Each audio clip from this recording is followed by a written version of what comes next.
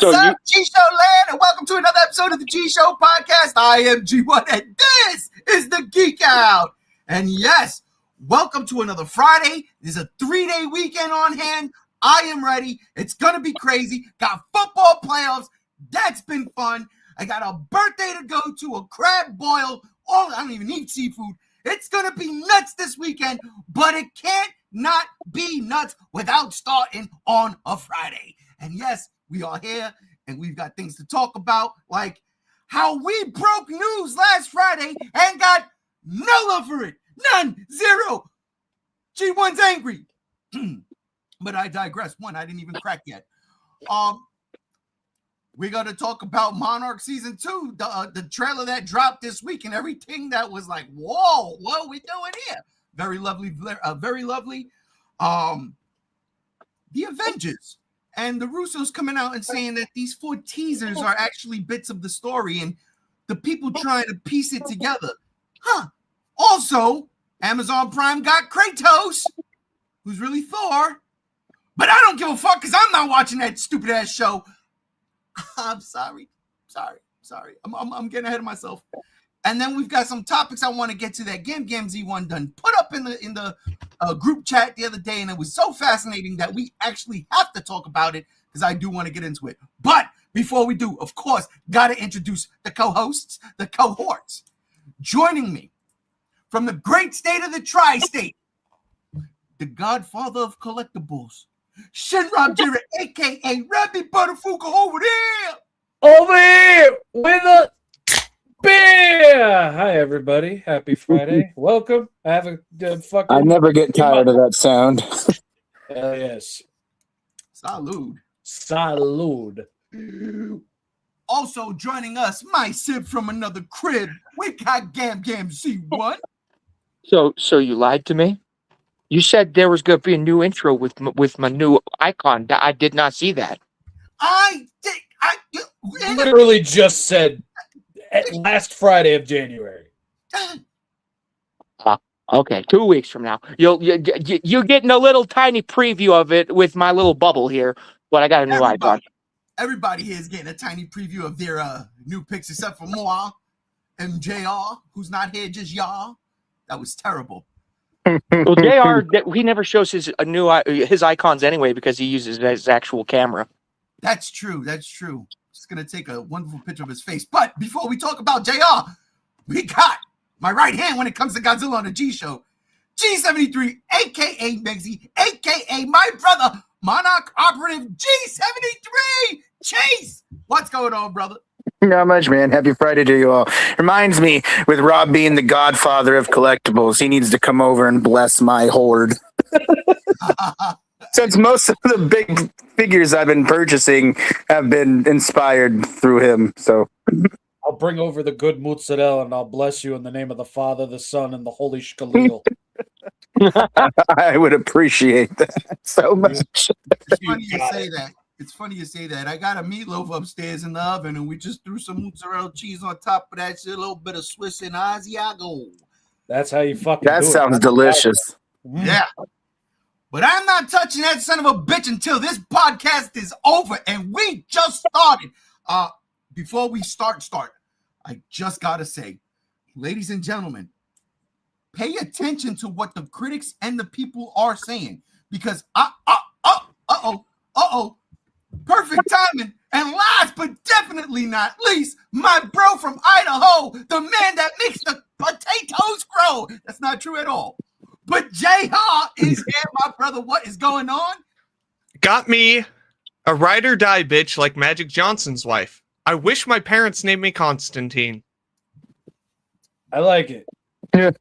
I knew he liked it. I mean, we can call you Constantine if you want. It's this fucking song I keep listening to. So dumb. That's the actual line. I believe it. Well, I'm glad you're here, JR. Welcome again. Happy Friday. Oh my God, isn't it? JR, let me ask you a question. What's up? Do you have a 3-day weekend?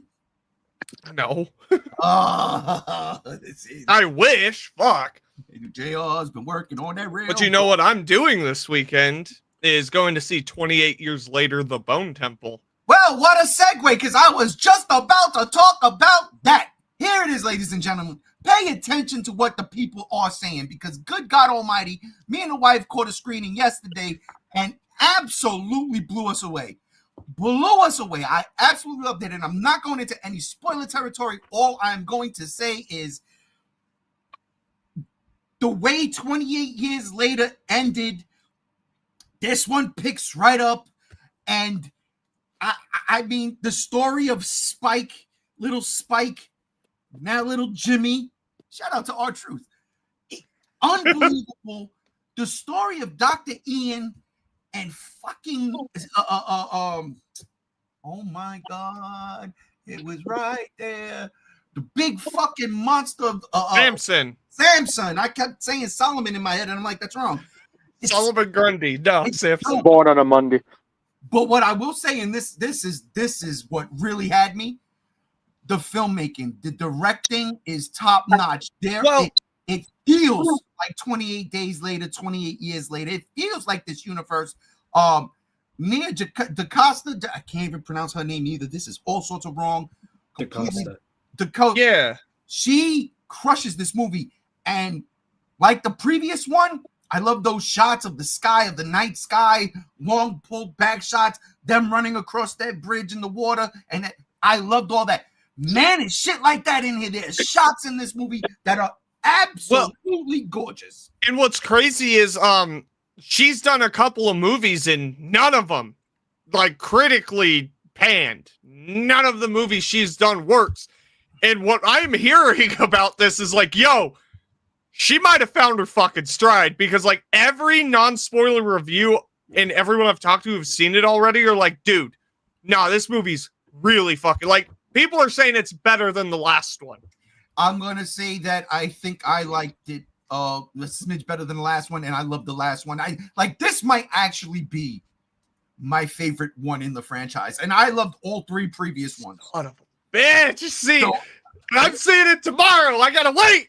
No, but that's the thing too. I get worried because you are going to see it tomorrow, and I was worried about you seeing the first one because you know your nutty ass, and then the way you came out and was like, "Yo, I loved it." Well, yeah, it was my number one of 2025. And all of you would have known that. All of you would have known that had streams here, StreamYards, let us put 7 hours up. But and then that's okay. I still got to get to that sometime. I will. I promise. Yeah, just throw it in your video editor. It'll be Christmas. It's a Christmas gift for next year. Don't worry. It's fine. Yeah, no, honestly, this is supposed to be a part of a trilogy. I pray, I fucking pray, and I don't pray, but I swear I will pray that this movie makes enough money where they say, yeah, we're going with the third one. Well, so from what I understand, the third one's already been greenlit. It's in pre-production, regardless of how much money this movie makes, because the first one made money. It didn't do oodles, but it made money enough to fund, because both of these were filmed back to back. Let me tell you something. The performances are fucking unbelievable, top notch. Chase Remy's in it from Sinners. Mr. Jack O'Connell. Oh, that's right. And yeah, because he plays Jimmy. He plays. So that's why he was talking about Supernova randomly in an interview. He doesn't look like him. He's in Supernova? Yeah. He has a role in Godzilla X Kong Supernova, and so does I think is it Dan Elroy? I don't remember. The guy who's the homeless musician in Sinners. He's in it with him too. Oh yes. Shit. Okay. The Sinners reunion in a Godzilla movie. Go figure. Let me tell you, I swear on everything. It's 28 years later. The Bone Temple is my movie of the year right now. Granted, it is January, but I fucking loved it. I loved it. It's gotta beat -0. -0 is coming in hot. Hot. That's actually the first fucking topic of the day. This is where we left off last week when we broke the news. But I just want to say seriously, Go see Bone Temple. It's so fucking good. And all of those people complaining about the last movie not having enough zombies and violence and shit like that. What? I'm not going to sit here and say that this one has all the zombies you want. They're there. The rage virus is there, full effect. But it is all Jimmy's fucking horror. And that, The cult of Jimmy, bro. The cult of Jimmy. Those Jimmys be rustling. He said, I need strong fingers to make a strong fist. I said, good God almighty, I love this guy. Oh, and real quick, I got to say something. Now that I know that he's going to be in Supernova, if there is no musical number in Supernova, it's an automatic fail now. Automatic fail. It's with Space Godzilla and Kong. Listen, they need to have some kind of crazy ass musical number. Okay, I don't know. You know what they need? They need the berry juice, and they need to do the Congo things to make Kong fall asleep. And he needs to do that. Jack O'Connell needs to do that, and all will be right with the world, because Sinners, he was fantastic, and the music for Sinners and the songs, and then. JR, when you see what I'm trying to put down tomorrow, visually fucked my brain. I loved it. I'm fucking hyped. And I'm I got so a cup. hyped. And I got a cup. They had a Bone Temple cup. You know how I collect these damn things. They got a cup. I got a cup. Sinmark I'll had buy a a fucking cup. I'll buy the fucking cup. Yeah, it was dope. So that's my quick take. We'll probably review the movie with non-spoilers next week after JR sees it. If anybody else sees it, listen, even if you have to see it unconventionally, so be it. But if you can swing the theater, trust me. Support it. Just support it. And it's, dude, it really does. Like, I'm going to go see it again. I saw it in an XD screen and I fucking loved it. I kind of want to see it on Dolby now. See, and I'm curious. IMAX. I'm curious if it's playing in IMAX, because we're going tomorrow and we haven't decided if we're doing IMAX or we're doing a standard screen. Bro, I might, because 28 years later, part one, we'll just call it part one, I saw it in indie theater. Bone Temple's not playing in the indie theater. I have to go see it at Edwards. So I'm like, look, if we're going to go, fucking IMAX is in the goddamn lobby at fucking Edwards. Maybe we'll just go see it in fucking IMAX. And I could see that 28 inches hanging brain in IMAX. Hey, listen. My man Samsung, it's prosthetic. We found that out. It's prosthetic, but it's prominent. Dude, his dick is just as iconic as the fucking movies now. It's done. But let me tell you something. You see Voldemort's wand in this one. Oh! Yes! It's there. I thought you guys go to see these movies for the zombies, not for the wangs. Listen. Well, the wangs are on the zombies. The on the zombies. But it's not. Look, it is good, though. It is good. That's all I'll say about that. Hey, speaking of zombies, Primal Season 3, Episode 1. We got to watch that show, guys. I saw the first episode. Oh, man. Oh, dude, we got to do, me and you, let's do a watch party, because I didn't watch it yet. But I wait for a good chunk of the season to come out, and then I want to help support the numbers so it gets another season. That's why. Oh, that's fair. Yeah, I would love to do that too. Just wait for the whole show, but that doesn't help with views. Yeah. All right, let's get to the first topic of the day, which was the last topic of last week. Yes, Godzilla Minus Zero. All the hype and all the smoke, baby. And by smoke, I mean smog. Last week, while we were talking Stranger Things, the strangest thing happened. And the American release date for Godzilla Minus Zero dropped during the live stream. During the game. Yeah. That happened live, bro. Rob threw it up in the group chat. I couldn't believe my eyeballs. I said, get the fuck out of here. Whose strings did he pull? Bam, we're in. November 6th, 2026. and we get this beautiful poster, and we get this beautiful clouds of sun, radioactive material, and Who said those were clouds? That's clearly smog. What are you talking about? totally smog. Nobody was online with this shit like we were online with this shit last week. No, we were literally caught with our pants down, bro. Yeah, we were looking like a motherfucking zombie from 28 years later. Dicks out, baby. Dicks out. Dicks out for Samson. Oh, as the first comment swings through. Man Spider 92 says, I'm ready to get smogged. Hey, Spider-Man. Hello. Welcome to the show. Good to see you. All right. I know we Spider-Man knows. He was here with us when it dropped live. All right. He knows that we were the first. It's true. Big Al said so. Yes, and knowing that Spider-Man has connections to a Peter Parker who works at the Daily Bugle. I mean, Spider-Man, could you throw a bone to your friend and let the world know that we scooped everyone, except for Toho and Yeah, they were the ones that dropped it, but Yeah. But no, honestly, it was a fantastic, amazing thing last week for that to happen in real time. I thoroughly enjoyed it.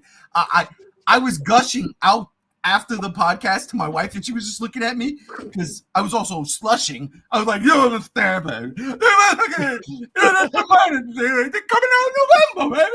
We're the first ones to say it. We said it. That's how it was." She filmed me. Spider-Man swings back and says, I will vouch for you. good. thank you. All right, so that happened. Now we've had a week to digest this, but of course, like anything during this past week, the fanboys went crazy. Hell, we were going crazy last Friday, but there has been so much craziness happening. I want to start with you, Gams, because I know you've seen a couple of things all over the fucking internets about this. Oh yeah. Tell me what was some of the. Give me one cool take you saw, and then give me one get the fuck out of here take that you saw. Well, most of the cool takes I saw were all the based ones where everybody's saying it's Hedorah, and they are correct. As for the delusional ones, I've seen people say that the bright light there could represent Ghidorah, and get the fuck out of here. No. If it's that three-headed bitch, I will walk out the theater. I do not care. Nah. It better not be. Agreed. Wholeheartedly. Yamazaki would fucking stoop that low. I mean, Yamazaki stooped that low for a ride. That's how we got Ghidorah with beats. But that was way before -1. I kind of cut him some slack there. And it was probably But it's also, this is also Toho we're talking about, where Shusuke Kaneko wanted to make a movie with Anguirus and Varan, and Toho was like, how you thought you're getting Ghidorah and Mothra. Yeah, but this is also a different time. Yeah, that one didn't win an Oscar. Which is the main point. Yeah. I'll save my thoughts. All right, I'll hit you. I'll hit you after I hit Spider-Man real quick. Yo, you hit him with your Samson? Damn. Whoa! People using the Malaysia Godzilla as a thumbnail video had me rolling my eyes into the back of my head regarding this movie. Yeah. Oh yeah, dude. No. Those people are fucking stupid. People literally gaslighting everybody in the fandom, trying to say, "Oh, hey, this statue, it correlates because we got this statue practically the same day that we got this announcement. That's what Godzilla's going to look like." No, no, not. And that's the problem with Toho making an AI slop Godzilla that looks way too similar to -0. Well, I should say -1 Godzilla. Because they don't have any original ideas for what Godzilla should look like. That's the problem. They're too similar. Change the design. Or don't use AI. I'm glad you're talking because you weren't here last week when this dropped. So I want to know your first off, I want to know, is that a cool date? Like we're getting it this year with thumbs up on that, and interpretation of this poster.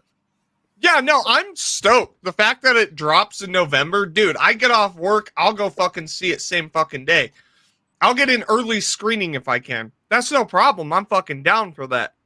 The poster, I mean, we as the fandom, collectively together, knowing what Yamazaki has said in the past and what's in this poster, have certain expectations that could be presented in this image. I would really like to believe that it is the smog monster fighting Godzilla. That would be cool. It would be a breath of fresh air. Wait, a breath of smoggy air, I should say. I like what you did there. Yeah, I'm down for that. I really am. Because other than that brief millisecond in Final Wars, we haven't had Hedra since 71. It's due. It's due. And the fact that Yamazaki is saying that's one of his favorite monsters, that's one of his favorite Godzilla movies, I'm down. If that's what and this the fact that we wouldn't have this modern era of Godzilla without Yoshimitsu Banno. Yeah. This image implies a lot of speculation for the Godzilla fandom based off of what he said. I'm inclined to believe it, and it does get me excited. What can you do with it? Is it what we originally speculated? That everyone that got affected by this radiation and had that black goo in him or in them is going to turn out to be Hedra or something? Who knows? We were speculating on that shit when this movie came out, and it seems like he did have a follow-up ready to go. You know, I had a discussion with a buddy of mine. He was like, this movie is coming out too fast. He's like, it's not going to be good as -1. I'm like, what do you mean? He's like, dude, they didn't have time to work on it. I'm like, what are you talking about? Bro, Like, We've been working on it for. where the fuck have you been in this fandom? You remember back in the 50s, the 60s, the 70s, That's what I the was 80s, saying. and the I'm like, 90s, where they would release Godzilla movies yearly? bro, I was like, dude, they filmed Godzilla versus Megalon in like a couple fucking weeks. Now, it's shit, but they did do it. They can do it, and they already have the visual effect assets ready to go for Godzilla. You just use the same shit that was in -1. Not It's to really mention not that hard. they're using the cost-cutting, time-saving, and vision-unifying strategy of having Yamazaki do everything. And you're not crunching an entire team of visual effects artists like Marvel does, or Disney in general. You got your team. They're passionate. And I'm sorry to say, not really sorry to say, but they did deliver an Oscar-winning visual effects movie on a shoestring fucking budget. So, me personally, I'm stoked. I'm down. Let's see if we can win more than just one Oscar. -0 is going to have about a year and like 2 months of film production. It's not finished filming yet, but they've been filming since about August. So the rest of that time will be used for editing. Visual But effects. yeah. Well, Yeah. you also got to think about that too. It's like, depending on the script, if he's having Godzilla fight another monster, see, -1 was very character driven. Maybe this one won't be as character driven, so you don't have to build sets. You don't have to film a lot of the actors like they did for -1. Maybe it's definitely going to be more about the fighting aspect, and that's where the time is allocated towards. I mean, fuck, they have pretty much till November, almost an entire year still.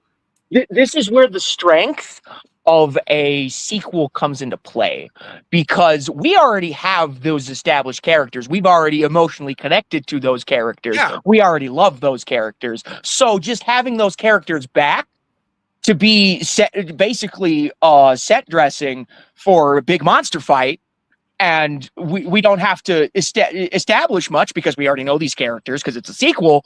There we go. Yeah.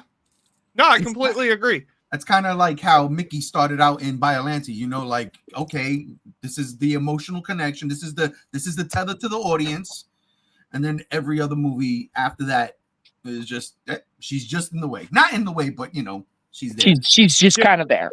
Yeah, So, makes as sense. a side note, on some real shit, how funny would it be if Godzilla fights Baragon in this movie? We were all off. That smog-looking cloud there is actually the dust from Baragon. It's him digging, bro. That's all it is. It's dirt. It's dirt. He's just It's digging. fucking dirt, bro. Chase, you know, you made a good point. Remember, everybody got to remember too. -1 came out in 2023, so Yeah. I'm pretty sure Yamazaki already knew the direction he wanted to go in. I'm pretty sure we didn't know, but there was already a green light, sort of, kind of, where he was already working on stuff. And like y'all said, they already have the assets for Godzilla. Now, you know what I'm saying? The models is all there. What do you do with another kaiju? What do you do with the smog monster? That's simple. You make them dust, mist, smog, smoke. You make them fun. And then make them solid. I don't know. I'm just throwing things around, spitballing here. But 3 years is more than enough time to work on a movie. And in between, you know, you get your accolades, like an Academy Award and whatever other awards they got for special effects. It worked. So, Chase, let me ask you, same thing that I asked Gams. What was one thing you saw that you wanted to high five and give a hug to somebody about this? And what was one thing that you were like, shut the fuck up? Definitely the shut the fuck up is the King Ghidorah. And then someone put a poster of King of the Monsters poster next to it. And I'm just, at this point, it does have me a little timid because I think that is a very valid thing. And Toho does try, whether we like it or not, they do try to emulate what's been popular. And I do have a fear that we are going to get King Ghidorah now. What was the first sign? The Indiana Jones ripoff in Godzilla vs. Mothra? What's that? I said, what was your first sign of that? The Indiana Jones ripoff in Godzilla vs. Mothra? I don't understand your question, unfortunately. You said that Toho likes to rip off popular Hollywood things. Yeah. I guess that would be the big one. I did not have a moment of, yes, I wanted to hug anyone. Because all of the things that people were pointing out to me were things I already saw. So it was like, I've already seen it. Like, I saw the thing where it looks like it's Mothra in the clouds. I saw the Rodan thing. There wasn't really anything where I was like, because, you know, I kind of just really only want Hedorah in this movie. I don't think this movie needs Rodan and Mothra and all these other monsters if they are in it. And I really don't think this movie needs King Ghidorah. So really, I'm only at the point of I'm more worried about this film, other than the fact that also November next year is going to be a packed November in the United States. We have a lot of kids' movies coming out and a lot of other movies that could like technically take a lot of the box office away. So I'm just hoping that Godzilla -1 did leave an enormous amount of impression that we don't have to worry about its box office. But we have like a lot of movies coming out that could possibly really take it away. So at the moment, I'm more worried about this movie than I am excited for it, and that sucks. But I guess we'll see what happens. Can I quell some of those worries? Sure. Toho doesn't fucking care about the U.S. box office. They mostly care about the Japanese box office, for one. And for two, the American box office for them is just going to be free money. And like compared to how minuscule their budget really is. This movie in America could make only fucking $30 million, and that's pure profit for Toho. Yeah.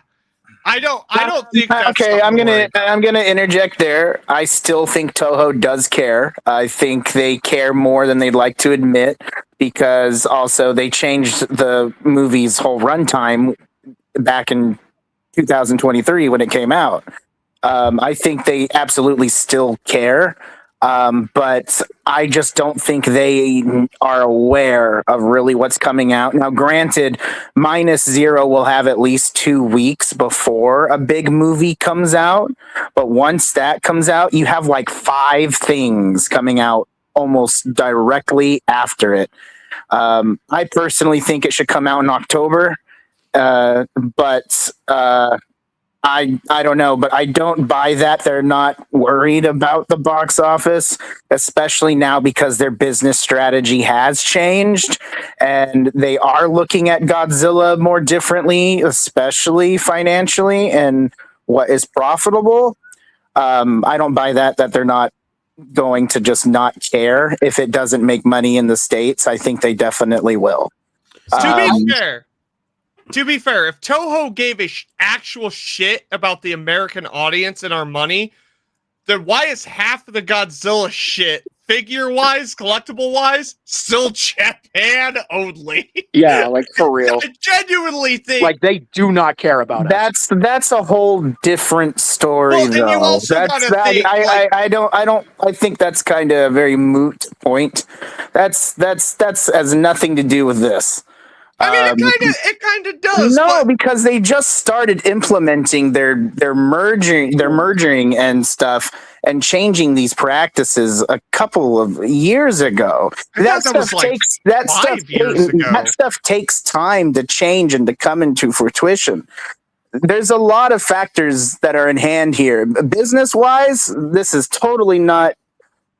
Until I hear that this film has a $100 million plus budget, I'm not going to be worried. Look, I'm not going to be worried at all. At the end of the day, the last Godzilla movie, it was like, what, 13, 15 mil? Yeah, Godzilla Minus One was like it was less than 10 mil. It was 15 mil was overballing it. It was less than 10 million. It was less than 10 million. So if we want to go just by that, this movie's gonna make money in the U.S. Yeah, it's literally doing the same strategy that Blumhouse does with their movies. They make profit no matter what because their budgets are so low. I appreciate the optimism from you guys. I'm just looking at it in a don't be surprised if it backfires. All right, hang on before you go. I see what Brother Chase is saying. I am there. I see it. November of this year. Now, Minus Zero is going to start the month off. But honestly, the only competition comes out actually 3 weeks later, more closer to Thanksgiving than anything, which gives it more than enough time to make way more than its money back and then some. So we got the Hunger Games coming out, which I saw the trailer yesterday for that movie. And I got to be honest, I was like, oh shit, this actually looks fucking good. Like, because I don't know if it's based off of a book. I don't know if they can just do whatever. I have no clue. There's a new Disney animated film coming out on Thanksgiving. Okay, there's not even a name for it. And then that's it, really, because then Dune Messiah and Avengers Doomsday and Shrek 5, they're all slated for December. The value said Shrek 5. You got Doom Shrek 5. Like, wait. I don't know. I thought you guys like Shrek. I can't stand that shit. No, that image looked like shit. I like Shrek 1 and 2. that cracks me up. All right, but also to Chase to your point, and I feel what you're saying as far as walking on eggshells with this movie. I work at a school. There are people they know me as the Godzilla guy because I wear my shirts. They know the tat. And I've made teachers open up because, we were all pretty much the same age. So we grew up in the Showa era of things, right? And they're like, everybody loves Minus One. Like, even people who don't watch Godzilla movies went on the strength of word of mouth because they were like, yo, this is a good one. Same thing, and in all honesty, one of my good friends at work, right? He's a fucking lunatic. He was like, I didn't watch Godzilla like that. And in 2016, the word around town was go see this Godzilla movie. He went, he saw Shin Godzilla, he loved it. He loved it because he didn't see Godzilla in such a long time. He's not like us where we're chomping at everything. He loved it. Then -1 came out and he was like, oh shit, because he was like, I can take my kids to go see the legendary stuff because it's more commercial. Whereas, what we're getting from Japan, apparently, is more for me. They're not going to get it. But when he saw -1, he was like, I took my kids after I saw it the first time. I said, we're going to see this movie. I respected that. And that's the thing. A lot of these teachers, a lot of the people, I should say, that I work with, ask me all the time about, are they making another Godzilla movie? Is it going to be a Godzilla -1 part 2? And I'm like, yeah, it's coming. And then now I could definitively say, oh yeah, it's called -0 and it's coming out November of this year. So now these people are locked in and they're telling their peoples. And that's the thing. And I think this is word of mouth is going to be important. very strong. Important. And something Game said too. The budget. Now I thought it was 15 million. I didn't know it was inflated. I didn't know it was under 10. So that's amazing. The Blumhouse effect is real. It is. It's real. And with Godzilla in a Blumhouse-esque style movie, bro, that does more for normal moviegoers than you think. Yesterday, when I went to the fucking movies to see 28 Years Later Bone Temple, and I actually had a good time with them. Yo, everybody in the theater except for me, my wife, and maybe 4 other people were 40 plus and under. Everybody else, and I mean the theater wasn't packed, but it was actually a decent sized crowd for a 2 p.m. show. It was full of old people. Yeah. 60. Yeah. I'm not lying. I was talking to this gentleman next to me because I thought I skipped him in line, and I'm like, please, by all means, go ahead. He goes, no, sorry, don't worry. I've been around for a long time. I can still stand here and wait. He was cracking me up. And we all went and saw this movie. So I don't know where I was going with that, but what I'm trying to say the fact of the matter is the word of mouth is going to be strong because the word of mouth is strong with -1. Okay, I'm going to interject there. I think it will be a test to see how well -1 really did when the sequel comes out. So we know I am known as the what I'll Godzilla finish guy. with that and what I'll finish that there is Takashi also did say that -0 will have a bigger budget this time around than -1. So that's another thing to keep in account. 3, I'm just going off of how I go with every Godzilla movie in the zeitgeist that I always I always worry about it, how it's going to perform, just because I want my movies that I like to be successful. So I hope the optimism you guys have is valid. I'm just more cautious, if you will. And I guess we'll just see what happens. But I think the main concern that I have, though, is if King, and I'm looking at this even as the colluminative with the fandom. If King Ghidorah is a villain in this film, people are gonna roll their eyes. And I have no problem with King Ghidorah.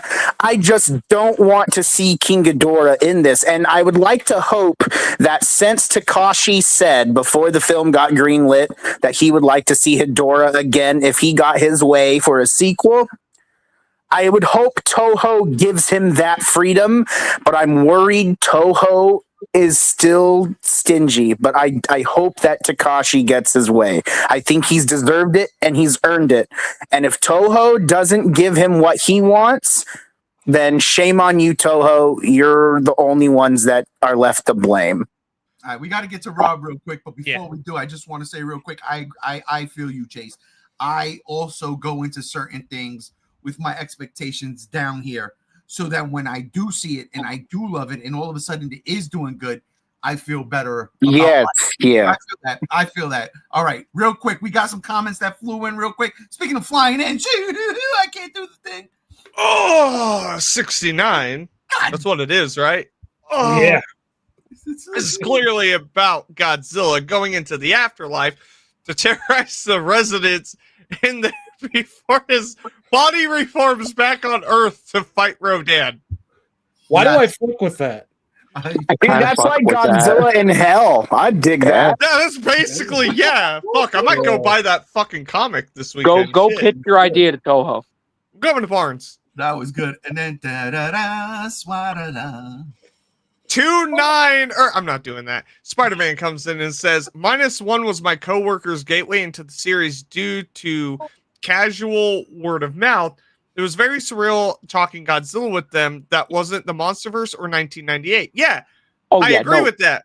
Absolutely. Because when I did my panel at Tri-Cities Comic-Con, where I was talking Godzilla with the fans, a lot of them that came up just wanted to fucking talk about -1 in a potential sequel.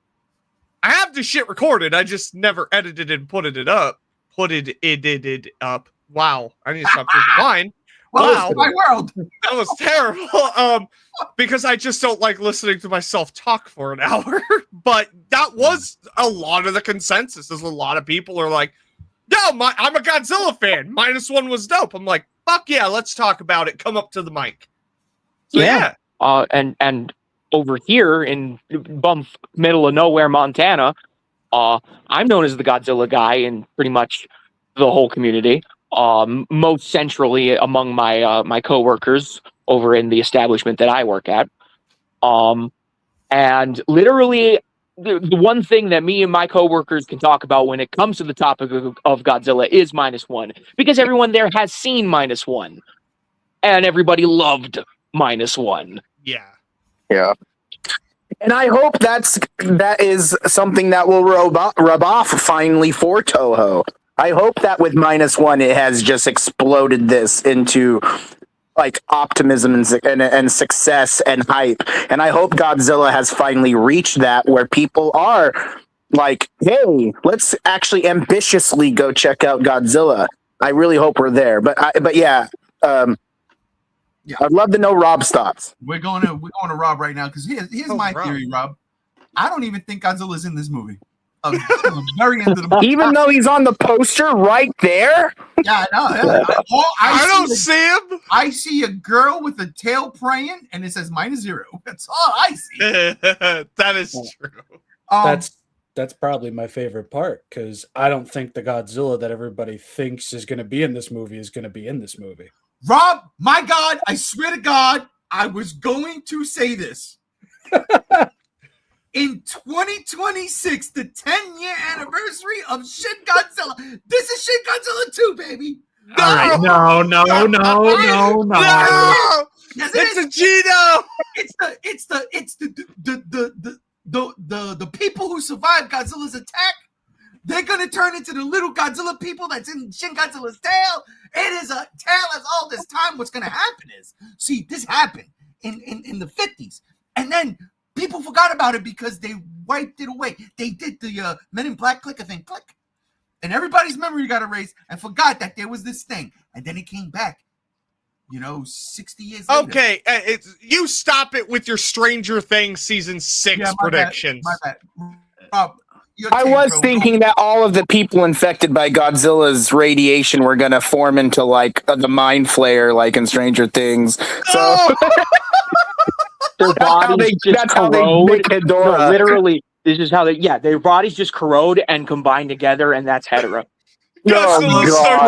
So it's Godzilla versus Hamburger Helper. How fucking dude, Godzilla's gonna start kidnapping the people that are infected with this shit, like Vecna kidnapped children. So scary. Hedorah kidnaps children. The only thing that would make it better is if it was a nod to from Yamazaki to fucking Hideaki Anno, and Hedorah was orange Fanta fucking colors. Go for it, Rob. What's your take, man? I mean, well, first off, if you have anything you've seen that you were like, yes, thumbs up for, and then go fuck yourself, and then your take. Well, as far as the go fuck yourself goes, it's just the people who are swearing up and down that it's going to be King Ghidorah.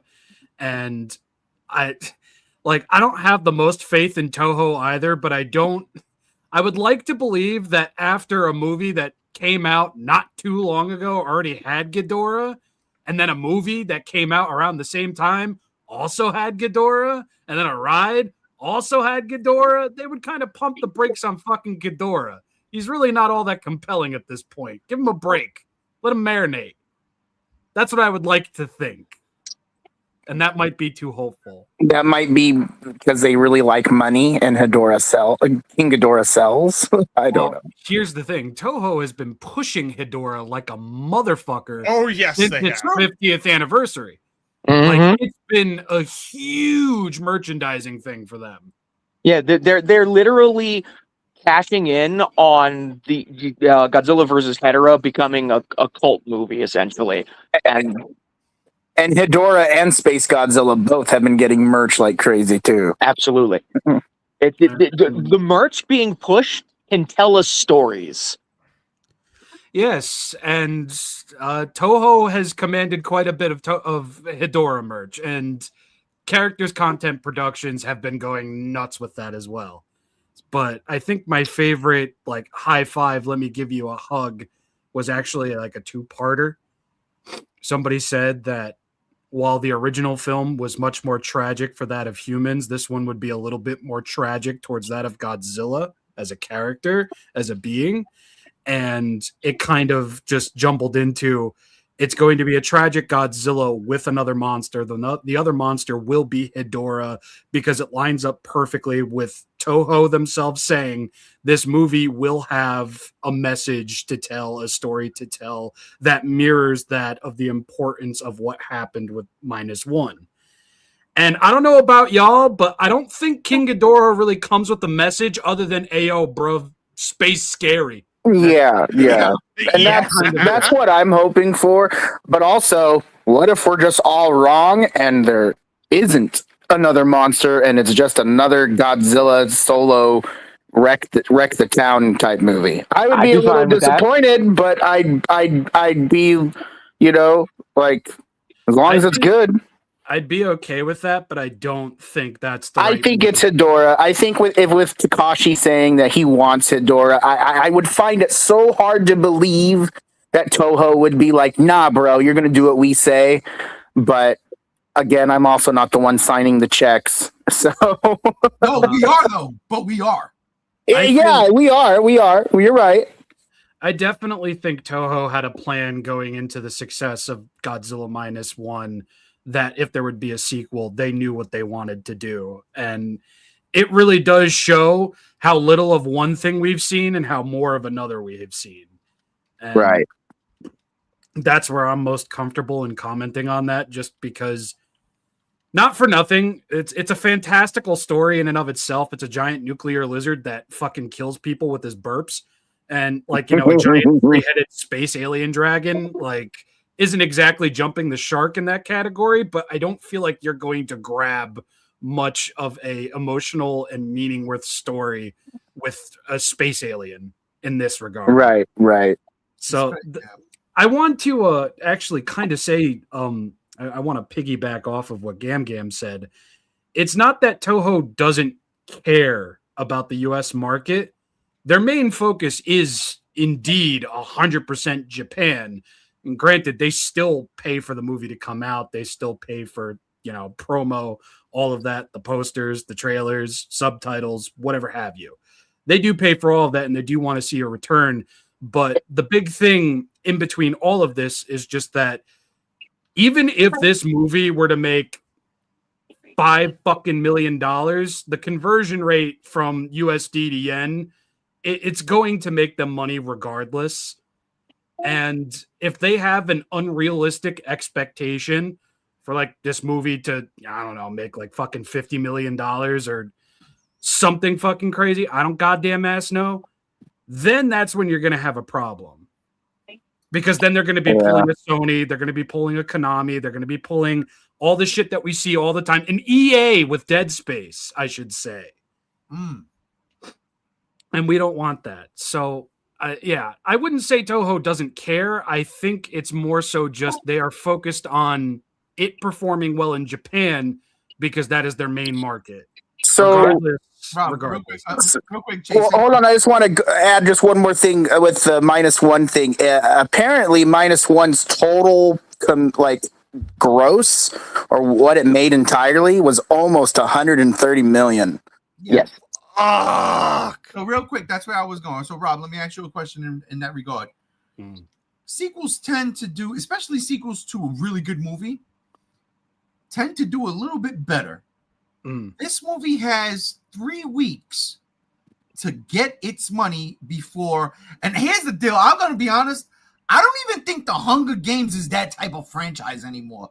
I think they rocked in the last Hunger Games did really bad in the box office. That's my point. And I heard that they're trying to bring back homegirl here, Katniss. What's her head?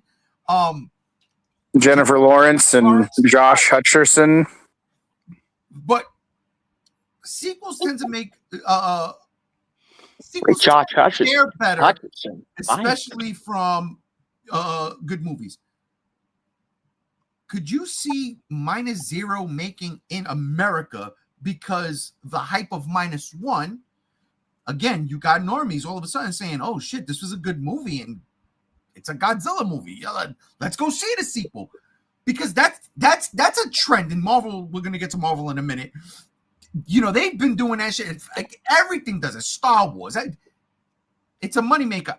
This doesn't seem to me like it's a money grab. It just seems to me like this is what we want. This is art. And we're putting art there. Again, I say Blumhouse Godzilla. Do you think this movie will get to where -1 got or further because it's a sequel to a movie that attracted normal people? I think it has a very strong shot of succeeding, or whatever in Godzilla -1, just because it is the sequel to a very successful movie, but it's also a sequel to a movie that won an Oscar, the first and only Godzilla movie to win an Oscar from the exact same team. And I feel like that is going to carry it but beyond many people may think. And I know we're worried about the Disney machine, but the last 3-4 animated Disney movies underperformed to such a high extent to a point where it's like, what the fuck are we doing? Except Moana, but if you call that Disney. Yeah, but that was a pile of shit, so. I'm not sorry. Moana 2 was a pile of shit, and you should be fucking ashamed of yourself, Disney. They made a sequel? I never watched the first. No, they made a TV show that they turned into a movie. Is that the one where they sing Let It Go? No. That's it's Frozen. Yeah, it's Frozen, and that sucks too. I'm pretty sure it wasn't Frozen. I'm pretty sure it was hot outside that day. You know. Boo. I know. Sorry. You know, we didn't even wish JR a Happy New Year. He hasn't been here since the New Year started, but that joke, you know what? Take your 2025 ass joking ass back. In Texas. 2025 can have me back. Yeah, to Texas, banned in Texas. Oh no, no! That actually made my list. Banned in Texas was one of the funniest. The joke was so bad, I got banned in Texas. You got banned in Texas. All right. Ultimately, I do just want to say one more thing, though. Yep. Then we can move on. Fuck. You lost it. No, I didn't lose it. I'm thinking about how to word it so I don't get in trouble. From who? The FCC?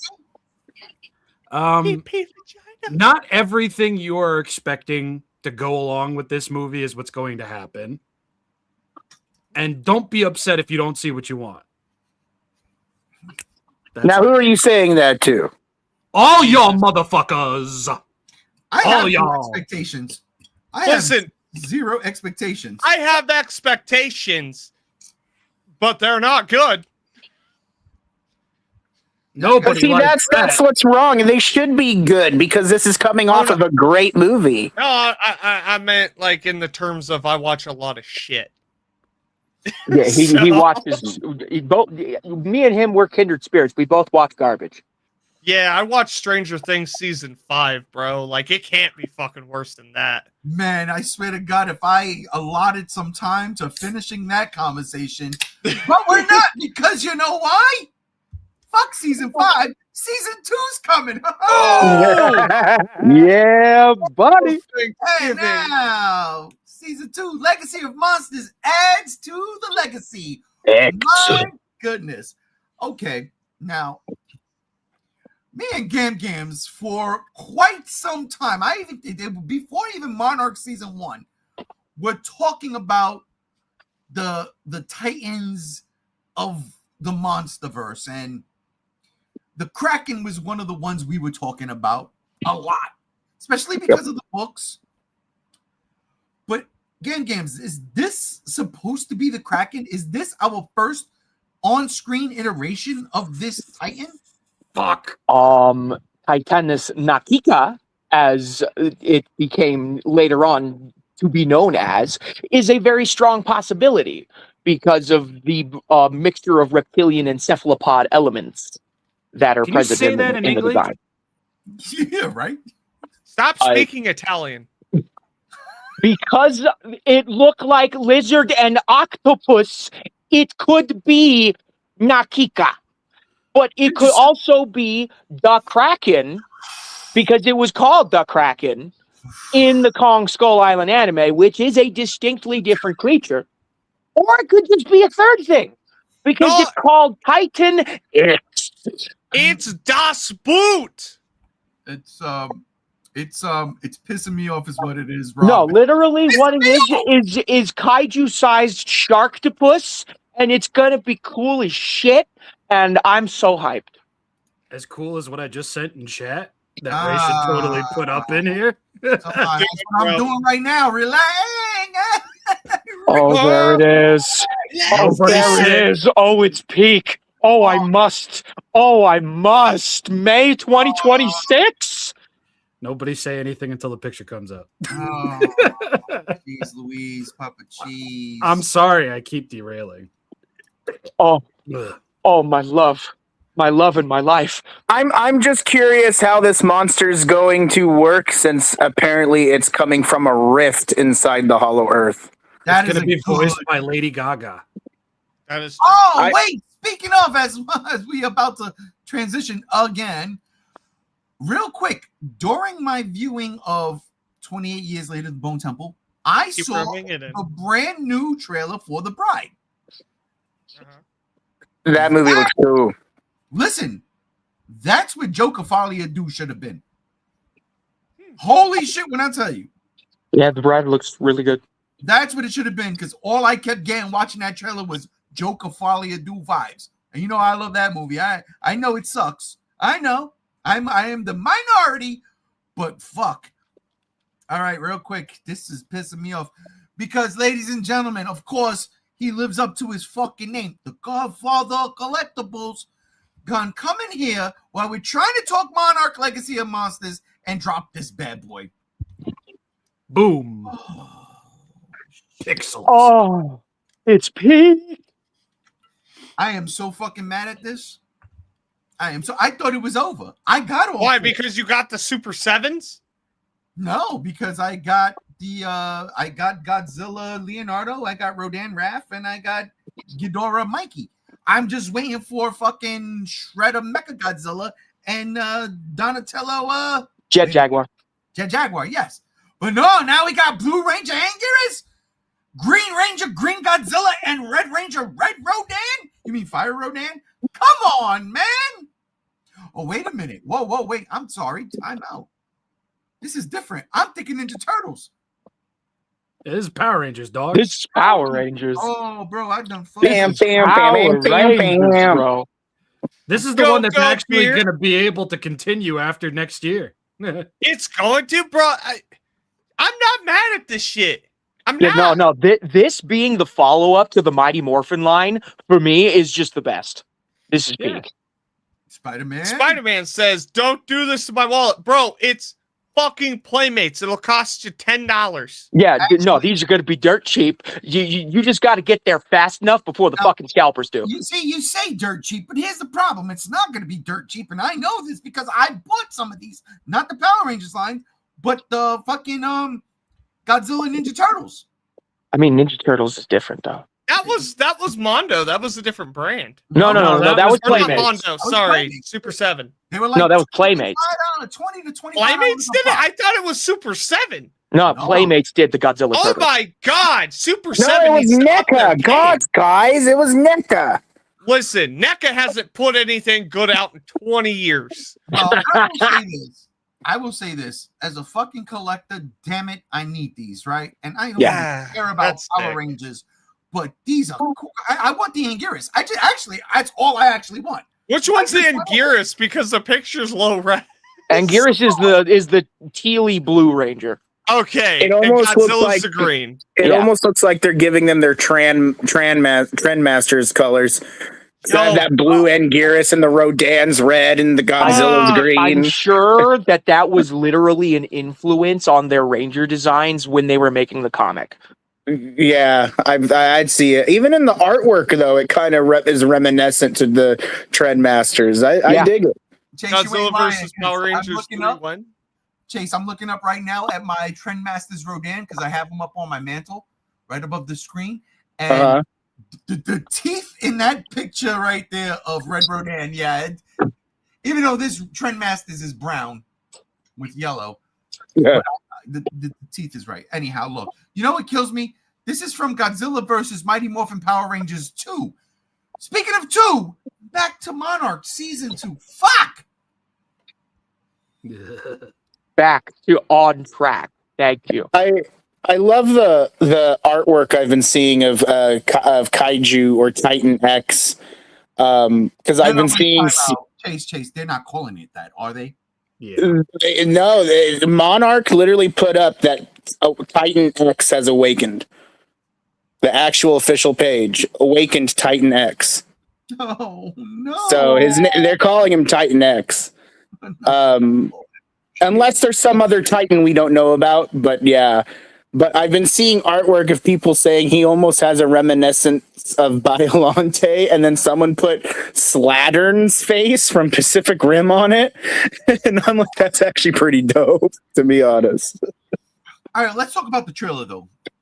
Let's talk about the trailer. I'll go back to you, Games, real quick. Yes. Hello. This thing came out of a rift. Am I lying? Yeah. It's from what I've gathered from my knowledge of season 1 and fucking what's implied in the trailer. This thing came from the Axis Mundi, which is the layer of the Hollow Earth where time is all wibbly wobbly, and where the Ion Dragon came from. But this, I guess, is an even bigger back from the Axis Mundi layer of the Hollow Earth. And You saying this thing is Lovecraftian? this thing is pretty Lovecraftian. Yes, I mean it's got all those tentacles. It's bigger than a blue whale because that beautiful shot from underneath the water with the blue whale. Look at that. It's peak. It's peak. He seems to have even like more than fucking 8 arms, so he's probably more related to squids than he is to octopi. But he also has a horn on his head, and he's got teeth and shit. Fucking cool, and the eyes. Oh, the eyes. Oh, it's peak. But more importantly than even that is the fact that we're getting Godzilla in a city in Japan In a dream sequence. You don't know that. Why you hurt him? Why you hurt him? Why do you? You wanna know hurt what? him? You know what? Actually, I think I was thinking about that too, because I remember in season 1 when Godzilla makes landfall, I was thinking like, well, what if it's a flashback to that? But when that happened, that was during the day. So maybe it's not a flashback to that, but I don't know. I was thinking that Godzilla kind of looked a little bit like he had 2014 spikes in that scene. Yes. But, Yeah. yeah, but we'll see. We'll see. We'll see. We'll absolutely see.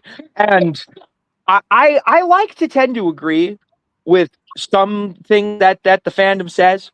And one thing that I've seen a lot of the fandom say is that they hope that this big guy here is not defeated by Godzilla, despite the fact that they are both aquatic or semi-aquatic at the very bare minimum. But he is in fact defeated by Kong because this is Kong season. Oh no! King Kong killing another Titan 3 times in a row. Fuck out of here with that bullshit. Oh my goodness, what is this? I did not see this. That's the This is the artwork I full was design? talking about. Where they put Thanks to Brother Saturn Chase. space on it. Oh, that's what it is.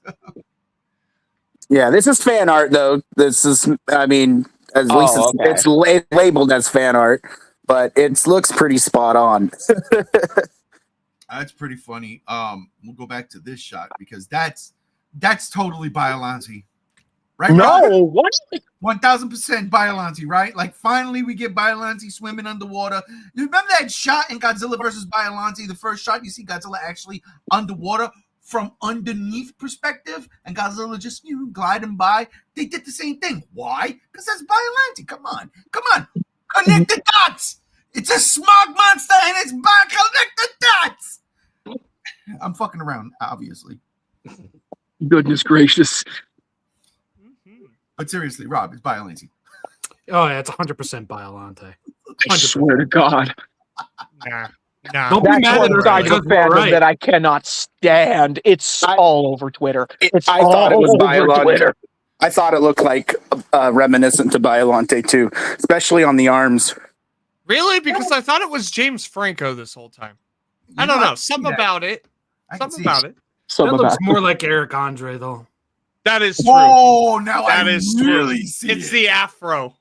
Yeah. Oh, Yeah. Eric Andre. That's Eric Andre in Street Fighter. That's his final form. Damn it. Fucking see it, Jesus. Oh, listen, JR, what was your take on this trailer? Yo, I'm gonna say something fucking positive because I did not like the first season that much. I thought it had its moments, but yo, this shit, yeah, like it's kind of what I wanted. I'm like, yo, let's have this organization tracking down some giant rogue kaiju, and Godzilla ends up brutally murdering it at the end of the fucking show because it's Godzilla.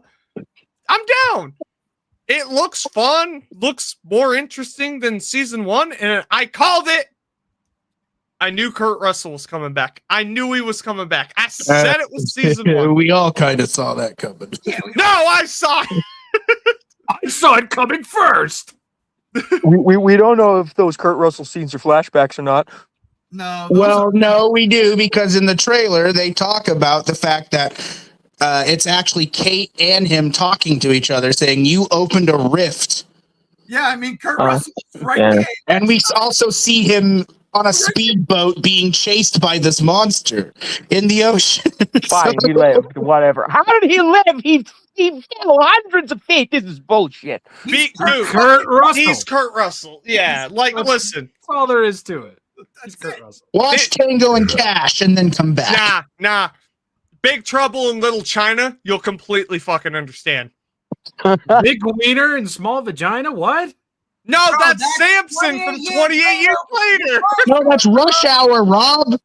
No, maybe.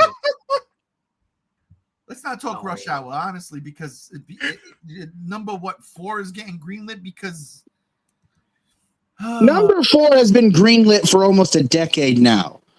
No, it has. now it's moving forward. I said so. Why you gotta say it like I'm sorry. What happened? I don't know what happened. I love the Rush Hour movies. I got possessed. What's They're going the on? movies that ended racism. This is a proven fact. Oh, I've hey, never man. seen a single one. China in the box. Get along. Rush Hour was on TV the other night, and it starts with a disclaimer saying that this movie was made in a different time. Oh, it No, was made in the early no. 2000s. Fuck No. off. Wait a minute. Oh, fuck, Brother Chase. I swear to God, I think I saw a disclaimer like that for something else. And I was mad. I was like, what? Oh. Were you watching the Song of the South? Da, da, da, da, da. Spider-Man says they Jeez. opened a rift to Pacific, or opened a Pacific rift for sure. I know what you were saying, and I said something else. Pacific Rim. I've been saying it. I've been saying it for a long time. Rim my Pacific. I started a little thing. I was writing a little thing. I said, "Look, this is how it works." I was like the guy from Pacific Rim in that show where he was on the board. Like, look at this. I was the fucking Always Sunny in Philadelphia show. Yeah. Is that where the board came from? Yeah. Board? Yeah. His name's Bill O'Reilly. I don't know. That's his name is Charlie Day, and I think his name is Newt. Yeah, Newt. Yeah, no. Newt was the guy from Doctor Who. Nah, Newt is the little girl from Aliens. Yeah, no. Yes. Nah, Newt's the one guy from fucking Harry Potter that was played by the guy from Doctor Who. Motherfucker, I was just. It says right here, Charlie Day plays Dr. Newt. Oh, yeah. Shit, I thought Newt was the other guy. I thought Newt was the. No, I thought Newt was Mario's brother.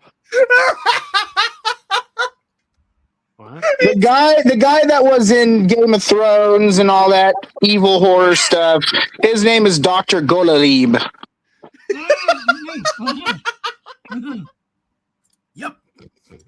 Yep, you're absolutely right. I'm gonna fucking die. I can't. Wow, talk about derailment from Monarch season 2. You gotta look It looks good.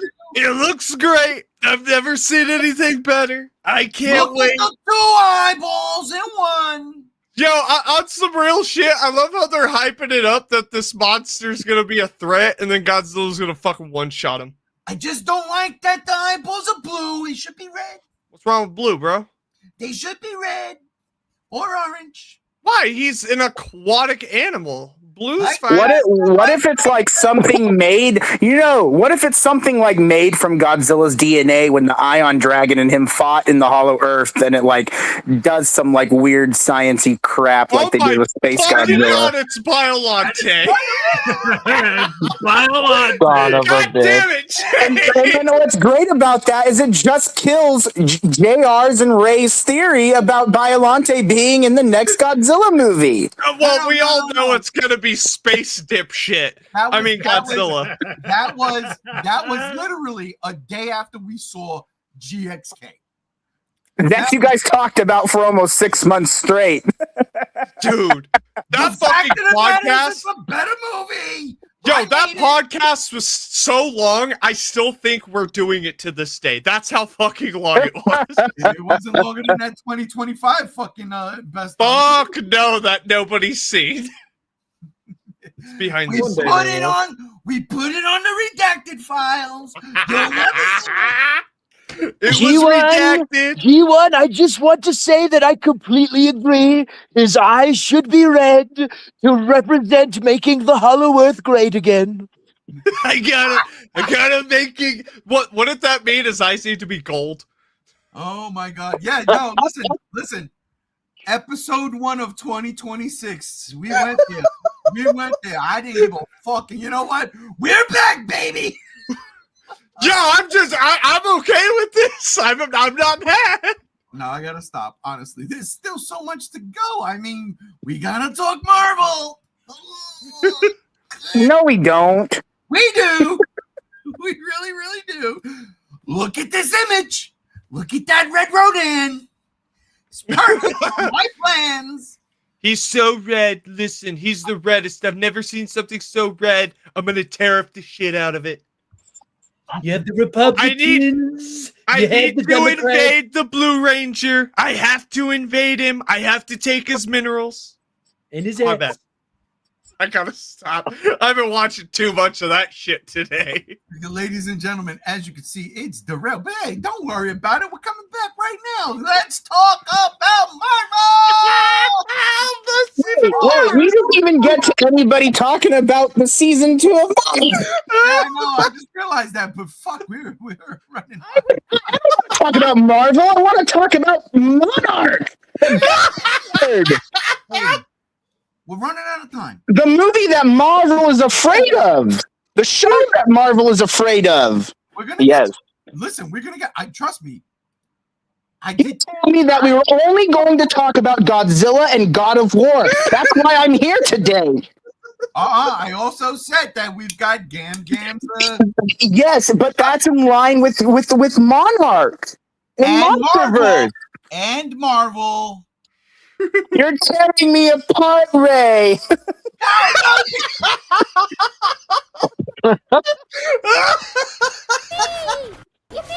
No, wait, you just reminded me. I didn't watch The Room in 2025. I have to watch it tomorrow. It's done. All I right. have to rewatch The Room again. Once your a year, I spoons have ready. to remind myself that good movies do exist. It's called The Room. Get your spoons ready. This is like Oh, the dude, secret I've got my episode, crack pipe ready for that shit. but it's the crackhead episode. All right, back on fucking track. All right. Who Okay. didn't talk about this damn thing? Rob didn't. Rob, Hey. your take on the Monarch season 2 trailer. All right, let me sit up straight so I can talk about this straight for 25 minutes. Ah! Is Hedora gonna be in it, Rob? No, that's not until 2028. Shut up. Yeah, it's after Space Godzilla.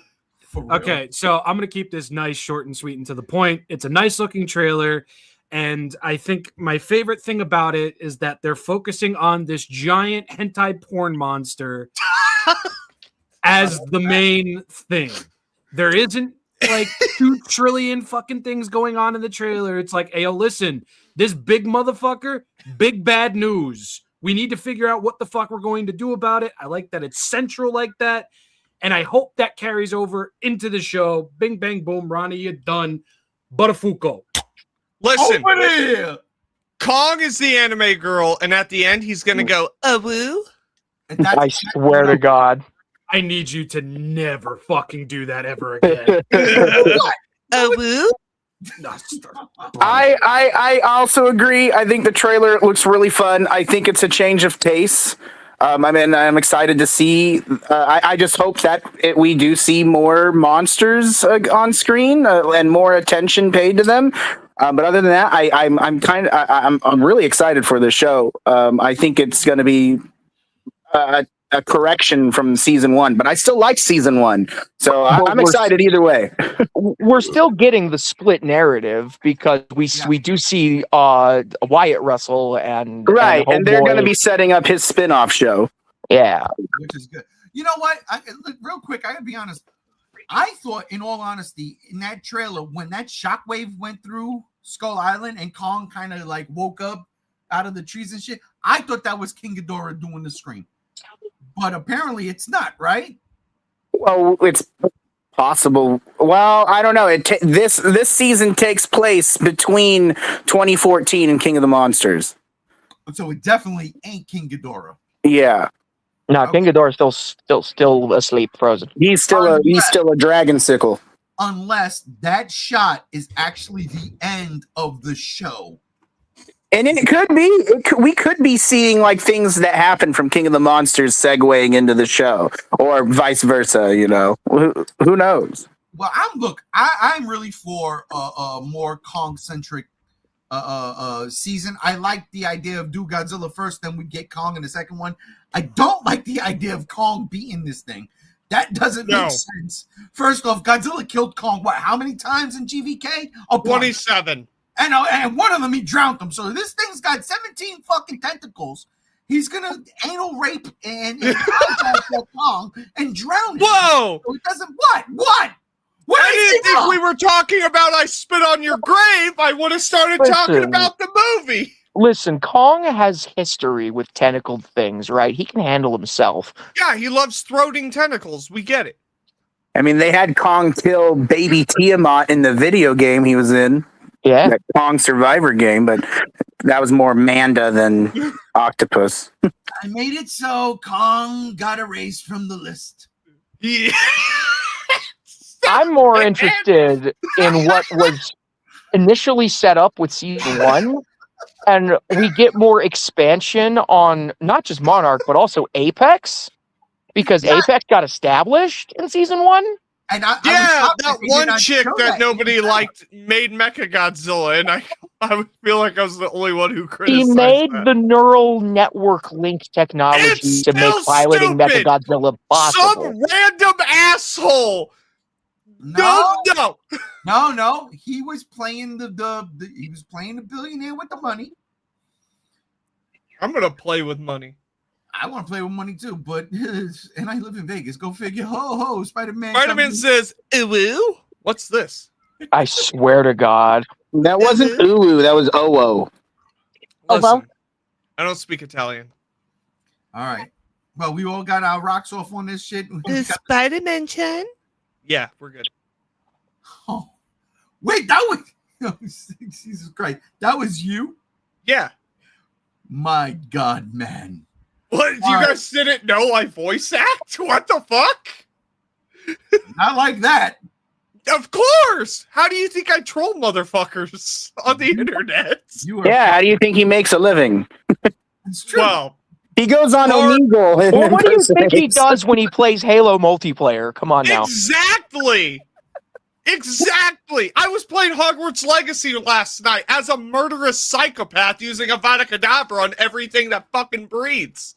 What do you think I was doing while doing that? Since we're on the topic of games, I just want to let y'all know that I had trouble logging into the fucking realm last weekend. Like, Minecraft's been having troubles. It's not you. I've been playing all week just fine. But I'm talking about last week, and it was not letting me get in. And then on Sunday, boom, I got in, and I was like, yes, I'm in. And then I got fucking murked right away because somebody got rid of Anguirus, okay? Worked so bad that I dug a hole for myself and went in and then left.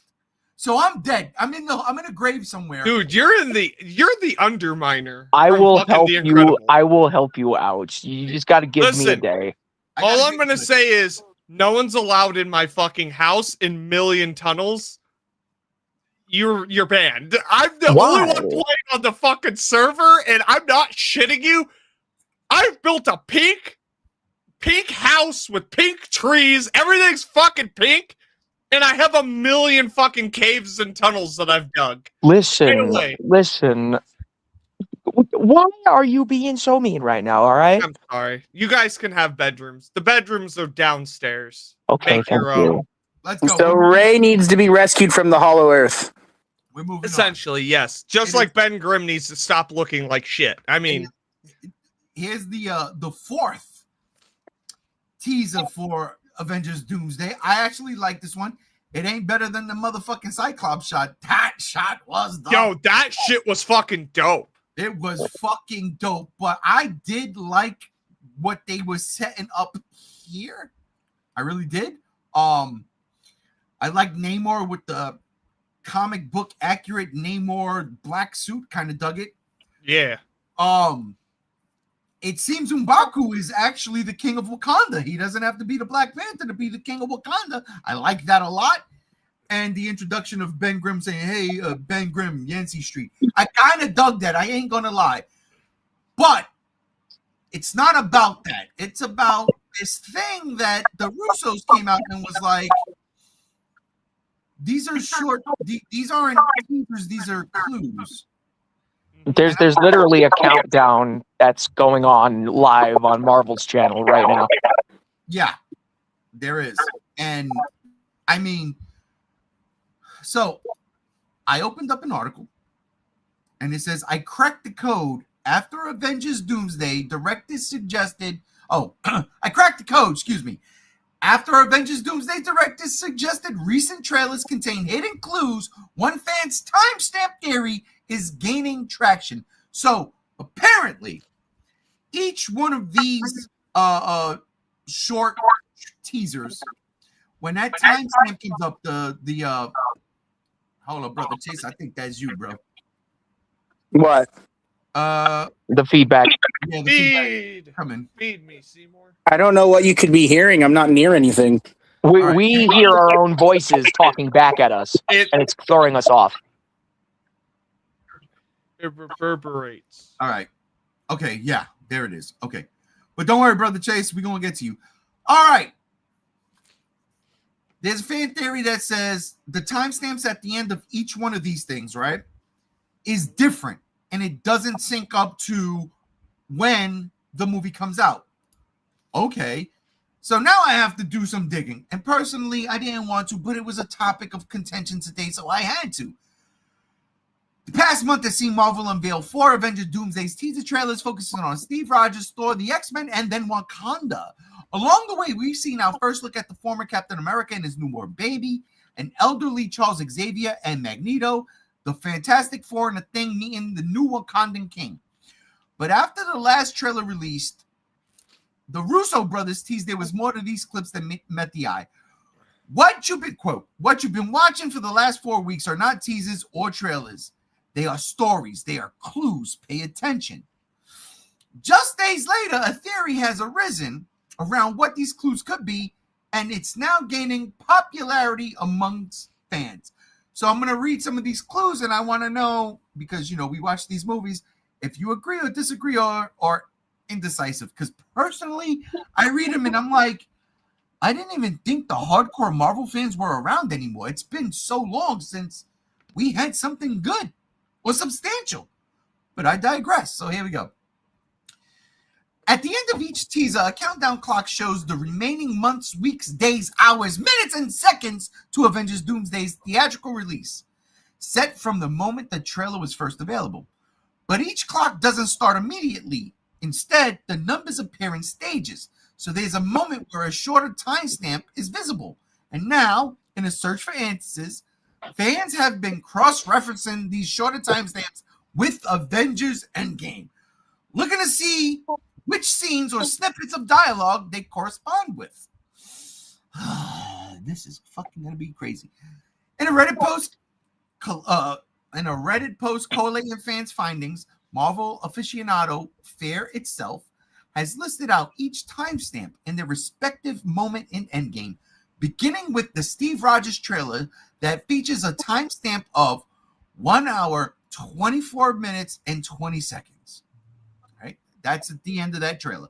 This matches the scene where Tilda Swinton's Ancient One warns Hulk about removing Infinity Stones during the time heist, Avengers Endgame, which will create branched realities, something that seems crucial if Doomsday, as is expected, explores the most multiversal fallout of the Avengers' past actions.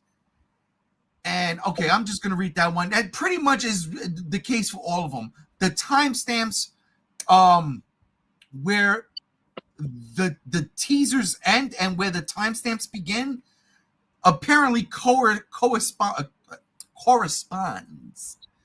to verbiage from certain Marvel stuff. For instance, the door 1 hour, 17 minutes, 20 seconds corresponds to the moment Loki steals the Tesseract and escapes, creating the variant scene in the Loki series. Again, this highlights a multiversal shenanigan which created a branch reality. Okay, those two. We'll use those two. Rob, I'll start with you. Okay. Does that theory seem feasible, and do you think that's exactly where this is going? I think it seems feasible, and it sounds pretty concrete. It's just that at the end of the day, I'm sorry, I don't care. Mm-hmm. That's like, you know what? No. You know, it nicks what I just said.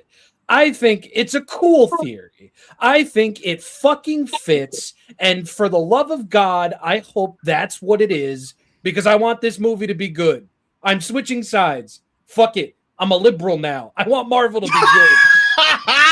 You motherfucker! You betrayed DC. How could you? No, like, it's because you're mad Superman was good. That's what it is. Oh no, I'm happy Superman's good. But the fact that there is that much thought being put into it, the fact that these teaser trailers are actually mini episodic stories being released and everything, it really does just kind of heighten everything. And if this is actually what's going on, if this is the level of thought process that we're going to be getting, hey, that's cool. I'm excited. I want that to be a thing. It's crazy you say it like that, because it's like, okay, is it? And then this is where we're gonna get to in the next topic. This is all gonna coincide to what Gam Gam said. Is it something like that because Disney needs everybody to come back and be like, yo, this is the Marvel universe you all know and love, and we're gonna do this branched out multiversal thing. So Gam Gams, do you think this is feasible? Do you think this theory is right? Well, it's an interesting theory to say the least. I've always just assumed, because they're not taking into account the amount of days that are in that countdown, because it shows the amount of days as well, not just the hours and the minutes and the seconds. Oh, that's facts. That it was just at the exact point in time that the trailer dropped, that was how long is left until the movie comes out. I didn't really think about it any deeper than that, but it could, because specifically, like, when you upload the trailers, they're there, and they're going to have the same content in them no matter when you watch it. So it's still going to have that exact number countdown.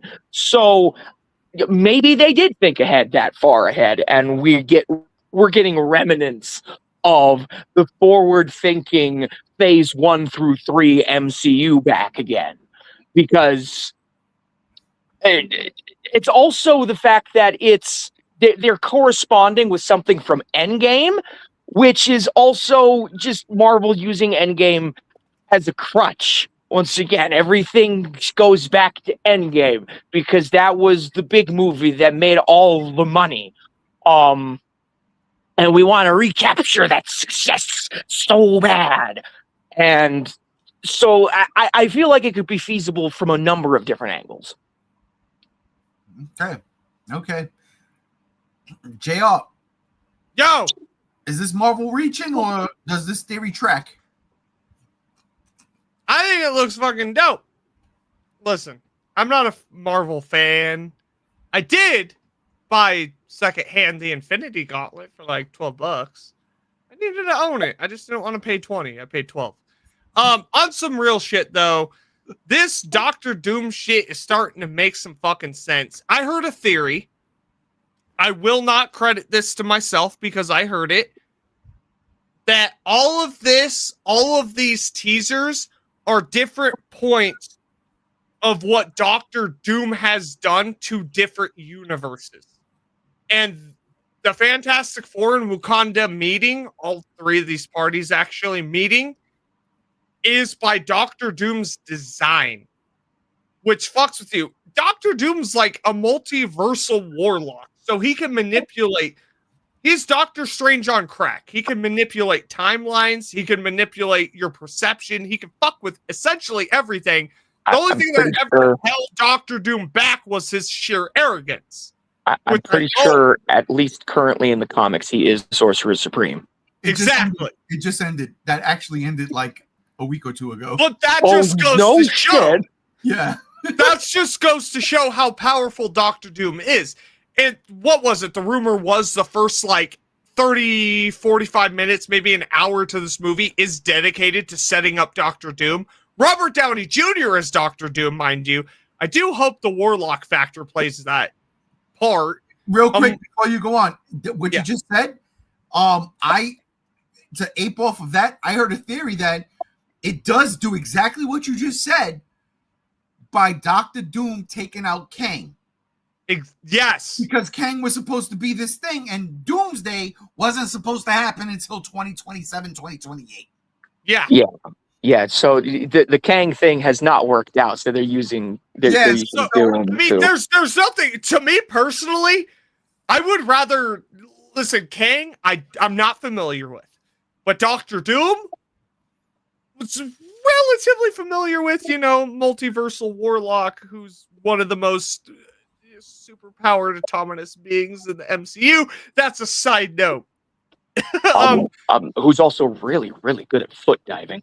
Yes, I would genuinely love what I'm looking forward to with this is like what is possibly being set up. Doctor Doom fucking with these multiverses.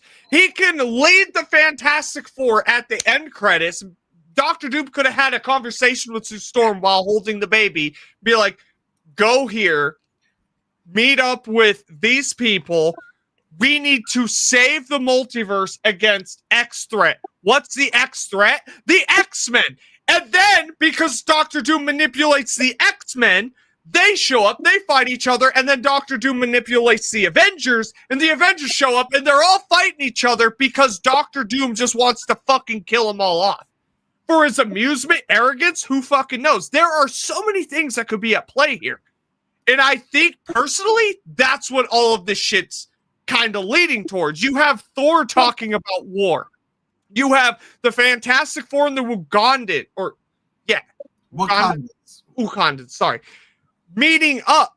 They're obviously gonna fucking team up. This, though, out of all of them, personally, I thought this was badass because, you know, fucking Ben Grimm's is just like, yeah, I'm from fucking Jersey. Like, bro, Yancey Street's not from Jersey. Hey, it's Jersey to me. To me, it was him saying I'm from Jersey. It's the great state of the tri-state. That's we've been standing up for like at least 7 months. But then you got fucking Cap and his shit. I genuinely think Doctor Doom's fucking with timelines, because if you think of fucking Endgame, when they meet up with fucking Cap at the end of Endgame, he's an old man. Yo, Doctor Doom had to go back in time to when Cap had a kid to pluck Cap. Maybe it's like, what, the fucking late 70s, early 80s to get Cap in his prime during what would be his time period to pull him in. Bro, he's time traveling. Dr. Doom, he's going through time and he wants them all to fucking kill each other, leading to Secret Wars. Yes! That's what I'm fucking saying! God, Jesus Christmas, I love this shit so much. Oh, it's so good. They said, Thor, why are you crying? Because of this. Yeah, fucking Deadpool. Why is Thor holding me and crying? We're gonna get it in this shit, bro. We're gonna get it. We're gonna get it. All right, Brother Chase, I know you really don't care about this, so I want your little opinion if you have any, and then we will move on to... I really don't have one other than just I would like to hope that Disney has a plan, and this is what it's all leading to with the countdowns and timestamps that you guys get that mega trailer. But yeah, I feel like still it's just such a messy thing they're doing, and it's just too crammed, and I'm not interested. Oh, we won't have to worry about the cramming if it's gonna be over 4 fucking hours. No, don't do it, Jim. Don't do it. Don't do it. All right, listen. Well, it's funny because the same day this thing came out, it came out about the same time that the Monarch Season 2 trailer came out. And I thought that insanely suspicious. Like, why would you drop that there? And I threw that in the group chat, which... my sib from another crib, Gam Z1, had certain things to say. There it is. There's my phone. And one of them, which I was like, yep, was, well, first off, this. Oh, you took screenshots? No, I didn't take any screenshots. I just threw it in there. But oh, what did I do? What did I do? There we go. I fixed it. The MCU versus the Monsterverse. Does taking your time make for a better shared universe? Why, Gams? Because you said you was arguing with somebody on IGN's upload. Yes. So on IGN's upload of the Monarch Season 2 trailer, there was a comment. It was not my comment, but it was a comment that said that it was low-key, like under the table, the best shared universe, the best cinematic universe that the Monsterverse was. And this other friggin' commenter who was also not me. I have not gotten myself into the conversation yet, but they said that no, that it's the second best at best because the MCU still exists and it's still the best cinematic universe. And here I come in going, well, that was true years ago. That was true in 2019 when Endgame came out and made $2 billion and sucked up the box office of everything around it, which included Godzilla King of the Monsters. But then Endgame came and went. And what happened after that?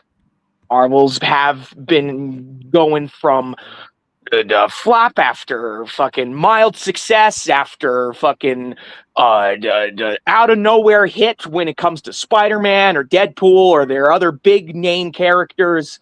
When they get an entry in their respective franchises.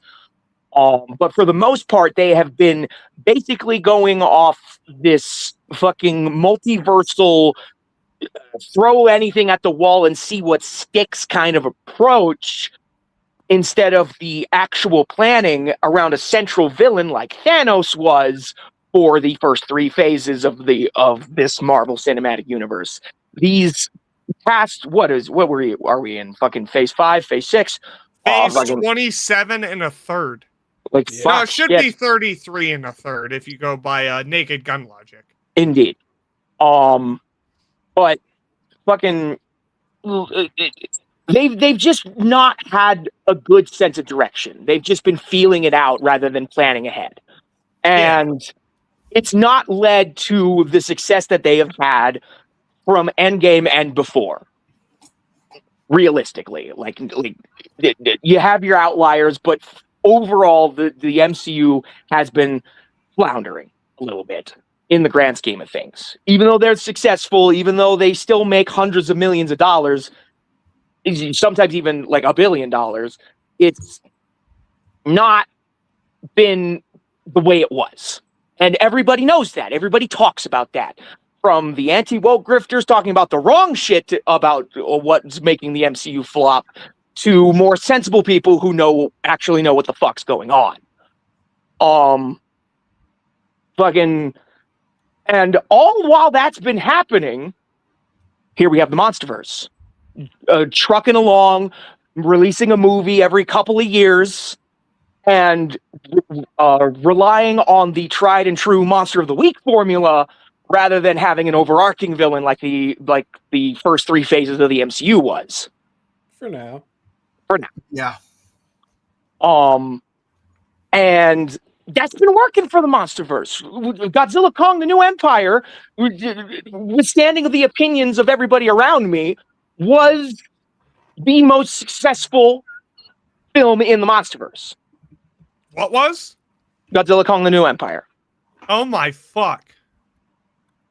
Okay. Sorry, give me a second. Hold on.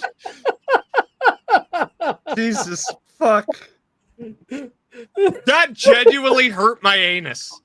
And Hearing not only that, but when it comes to even bigger, like more cultural W's that the Monsterverse has under its belt, Godzilla versus Kong saved movie theaters. No, it didn't. Well, yeah, that is true. Yeah. No, it didn't.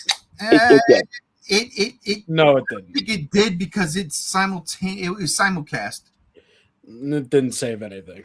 Listen, you know what saved me? It saved my grief for over. Well, let's put it this way: it saved the Monsterverse. No, It did. didn't. And at the very, very bare minimum, it saved the Monsterverse. It didn't save anything. I swear to God. I said opinions about the films withstanding. Just like the 1991 film Godzilla versus King Ghidorah, that saved the Heisei era.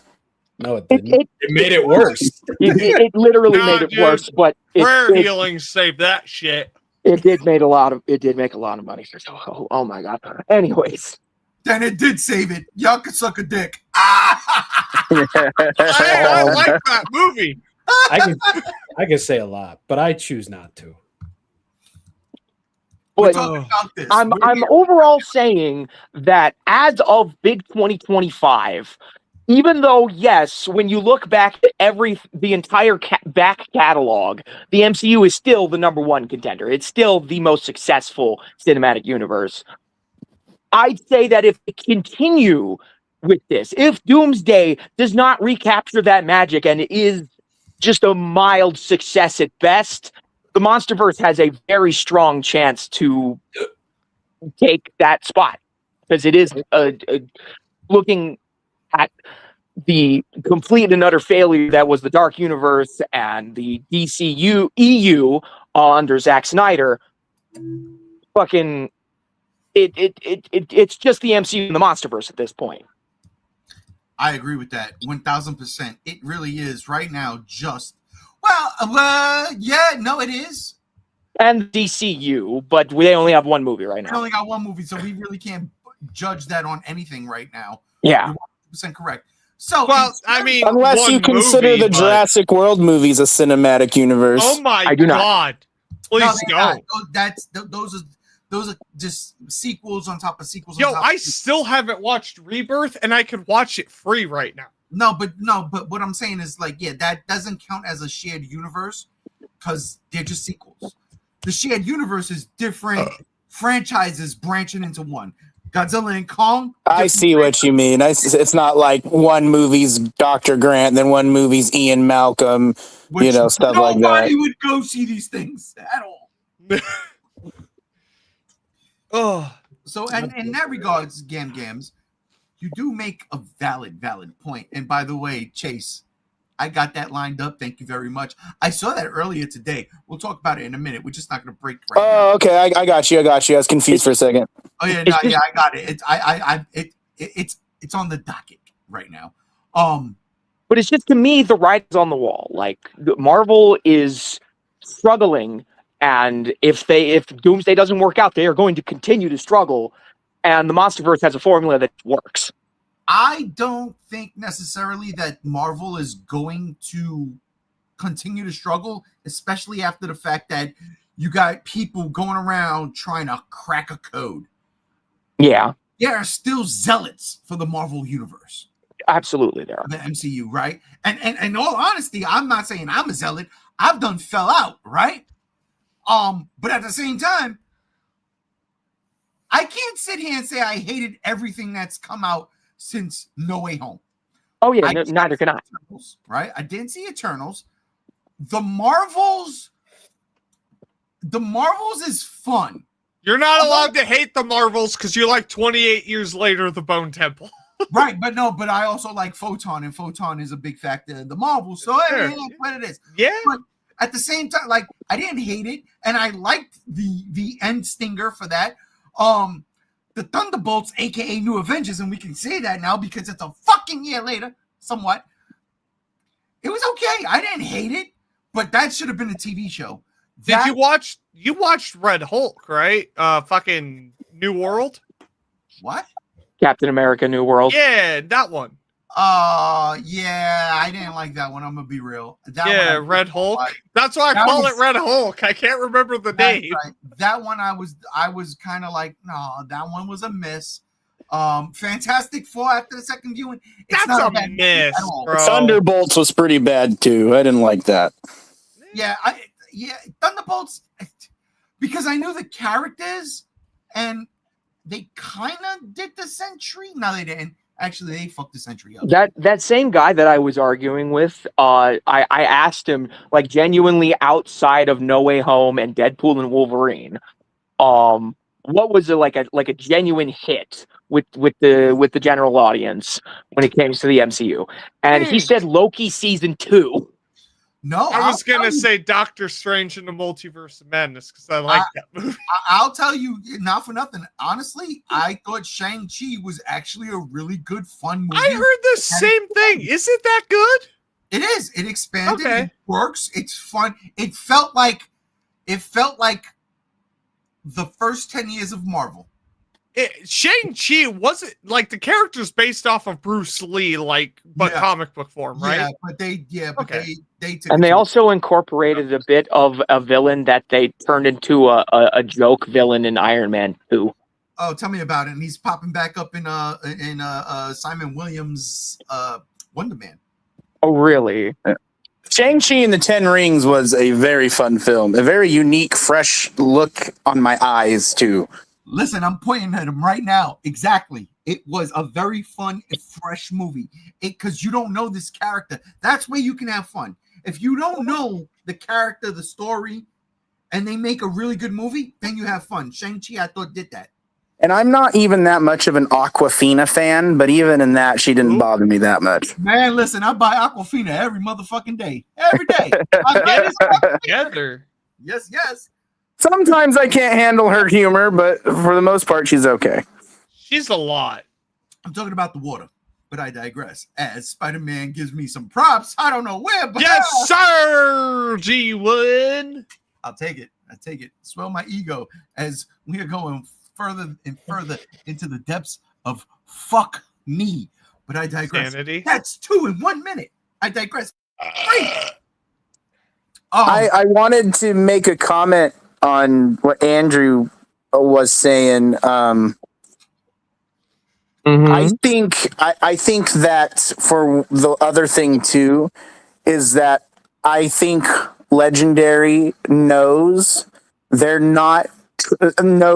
their limits are, and they're not trying to be as ambitious as a Marvel, or at least not right away.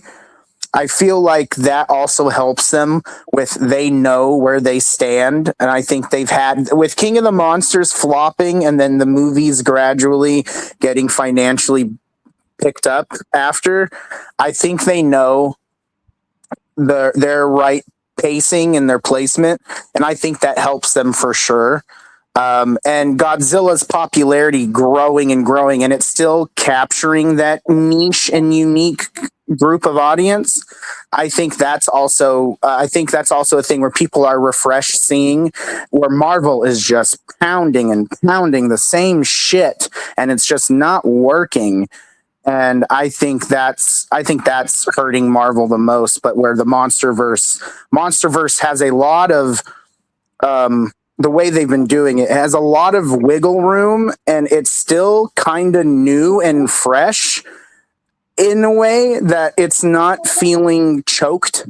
And I think absolutely. I think taking their time and placement and knowing what they're going to do and not having so many people in the writer's room, regardless of what happened with King of the Monsters, whereas MCU has so many people in the writing room trying to make decisions. Monsterverse doesn't seem to have that. So I feel like all of that, cut pacing, taking their time, not too many hands at play, definitely helps the Monsterverse. And I think the Monsterverse, as long as it stays in its place and doesn't try to be an Avengers movie that's, a $400 million movie or $600 million movie or whatever, I think the Monsterverse is in good graces there. In that regard, I do agree with that. And the closest it's ever been to an Avengers movie was GXK. Yeah, I was about to say, we've already gone Marvel with the Monsterverse. It was called GXK because... but GXK only had $135 million budget. I'm not talking about fucking budgets. I'm not talking about fucking budgets. I'm talking about every trope that you would find in one of the worst Marvel movies is GXK, The New Empire. I don't agree, but all right. You cannot agree, that's fine, but you have Godzilla, Kong, Mothra teaming up to fight Ultron. My bad. I'm sorry, Scar King. Sometimes I get this shit mixed up. When you have an army of drones, apes, that the main characters have to defeat, the only difference is, they are under the earth and not on a floating city. Also, Ultron bad because they went to Brazil. I'm sorry. I'm not trying to say, but I am. Wait, are you trying to say that GXK The New Empire is a worse version of Age of Ultron? I don't agree with that, bro. He wasn't trying to get into another body like Ultron was. He was just trying to do whatever the fuck Scar King was trying to do. Or a farm. But you set that, you can set that shit aside and just be like, yeah, main antagonist has army of fucking drones fight the main characters, the Avengers or Godzilla, Kong, Mothra, and then it ends with one of them dying, which is the main antagonist. The only difference is big fuck off plot point Shimu, who shouldn't have been in the movie. Not to derail this, but Rob, talking about the stands and those Haya toys, my cat just came up and bit the thing in half. That's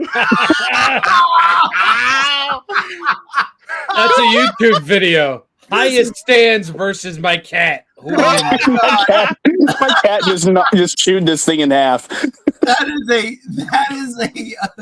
is a group chat conversation. I know. I'm sorry, but I just thought it was too funny. I'm letting the audience know that is from the group chat. That is funny for some context. That is funny. But no, on some real shit, I think the Monsterverse has already been doing the MCU, whether you like it or not. I mean, you could say everything's doing the MCU in some way. There is a point where it's just like, it's not stealing, but it's like whatever the fucking term is. Plagiarism. Yeah, maybe a little bit of that. But I just think with GXK The New Empire, we have gone full MCU. You could just look at the dialogue, the over-explanation of the scientific shit. It's just me listening to Tony Stark and fucking Bruce Banner talking about a fucking Tesseract or some shit. That shit we have crossed this fucking line. Now, whether or not one's better than the other, I don't care at this point. Yeah, I think I agree and also disagree. I think we are on the lines of being silly like a Marvel film, but we're not there. We're not there 100% to that point. My biggest problem is whenever they try to explain something, they have to explain, like when they talk about Kong's gauntlet, they like talk about it in like this shocking way where it's like, we made him like a power fist, you know. That's what I'm not liking with these movies. It's like, you don't have to sell it to us like it's some out of the world whimsical thing. We're watching giant monsters fight anyways. That's where they got the writers for season 5 of Stranger Things. That's why every episode something overly fucking explained. They didn't touch the Monsterverse. No, I'm saying those fuckers took the writers from the Monsterverse. That's how they explained half the shit in season 5 of Stranger Things. Because it's stupid.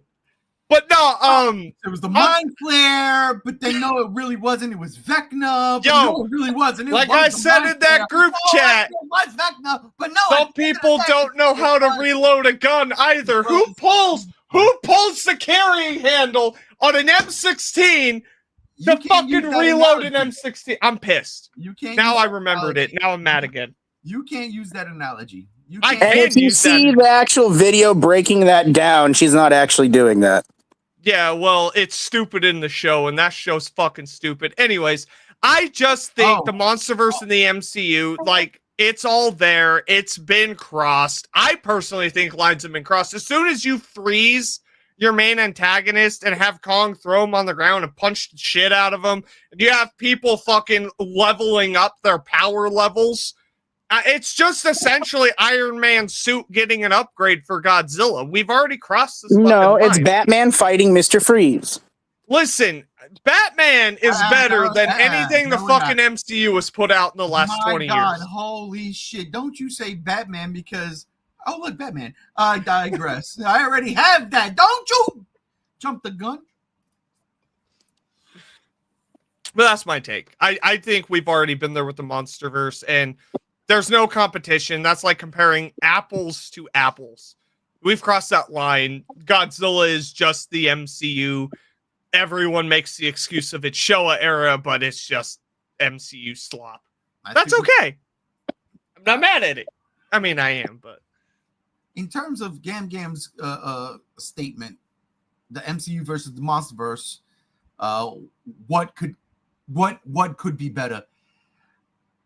Unfortunately, it's always going to come down to how much this shit makes. That's gonna piss me the fuck off all the time because Supernova could be fucking spectacular. It could blow Doomsday out the fucking water. But Doomsday, make no mistake about it, you right now you've got fucking people who were children when fucking Endgame came out, or not Endgame, I should say the first Avengers movie, with children, and they're gonna take them to see Doomsday. There's just more of a fucking, and this is upsetting because if you like one genre, you should like all genres. If you're just a genre fan or a geek like we are, just go see the movies. But there's going to be more people going to see stupid Marvel shit than they are going to see the Monsterverse.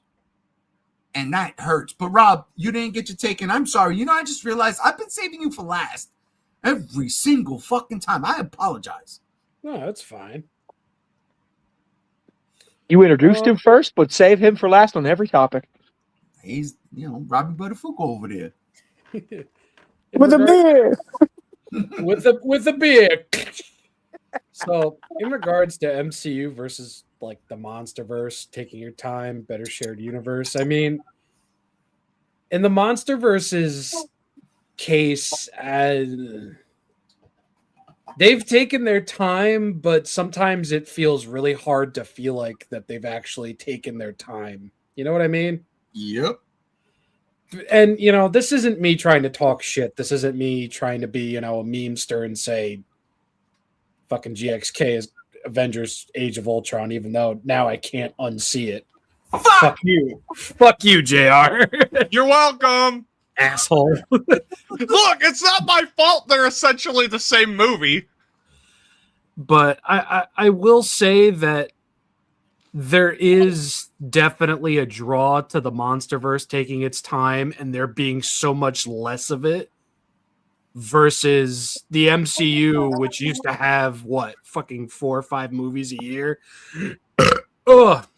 plus 2 shows a year. Like, if I had to make the comparison and I had to say which is better, I would go with the Monsterverse just because it doesn't smack you over the head with a million different fucking things for you to watch to get one line of dialogue in a movie. Or a timestamp. Or a timestamp for that matter. And, that'll differ from person to person, of course. And yes, I have a bias because I've been more Godzilla than I have Marvel my entire life. I think we all have. Yeah. But, in this regard, I would definitely say the Monsterverse is, what's the word I'm looking for? Benefiting from the fact that they're not trying to do a million things at once, even though they have yet another show on the way. But And we don't even know how season 2 is going to perform yet. And that's what bothers me. oh, I don't even know if performance really matters at this point since they already have. That's not right. Whoa. Sorry. Yeah. I don't know if performance is really going to matter at this point just because they have so much set in stone. So, I mean, I don't know at the end of the day. I really don't, but I don't know, man. Like, realistically speaking, Marvel has... Okay, I'm going to get... no, I don't think I'm going to get any backlash. I think Marvel has mostly outlived its, time in the spotlight. And as much as I enjoy when a new Spider-Man movie comes out, or sometimes when a new Deadpool movie comes out, it's really just for those. And it feels like every other movie that I was interested in seeing this year, upon finally seeing it, I feel like I got the better version of the movie in the trailer. And at least when I watch Godzilla Kong, The New Empire, I take enjoyment out of it because Scar King literally huffs his own fucking farts and is utterly goddamn ass ridiculous. And I can take something out of that over, well, here's the 489th fucking episode in a goddamn movie series. Right.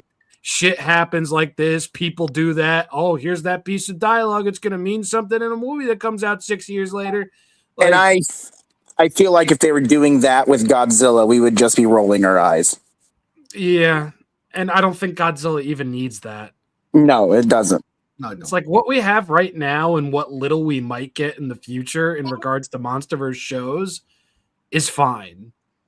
And if you ask me, gun to my head, MCU or Monsterverse, I'm gonna pick the Monsterverse because, yeah, GXK was fucking blitheringly stupid. Yeah, it was a fucking sugar rush of a movie, but I don't feel like it's trying to preach to me about something. I don't feel like it's smacking me across the face because I didn't watch 15 shows and 13 movies. Yep. It's there for me to enjoy, and I can enjoy it. Yeah. All right, I'm gonna have the final take on this, and then we're gonna move to the next topic, which will be our final topic. I think Marvel did it backwards, especially now with these phases. What I would have done, and it's hard because everybody now expects what they did with the first 10 years. Oh, as soon as I acquired Fox, it would have been this movie, this movie, this movie, this movie, and this movie. And it would have had nothing to do with the Marvel Cinematic Universe. I would have set up the X-Men universe, the Fantastic Four universe. I would have set all of these movies up. I would not have done the Shang-Chi. I would have left. Well, I might have would have done the Shang-Chi. And again, I didn't see Eternals. But I would have done all of these movies with no connection. Zero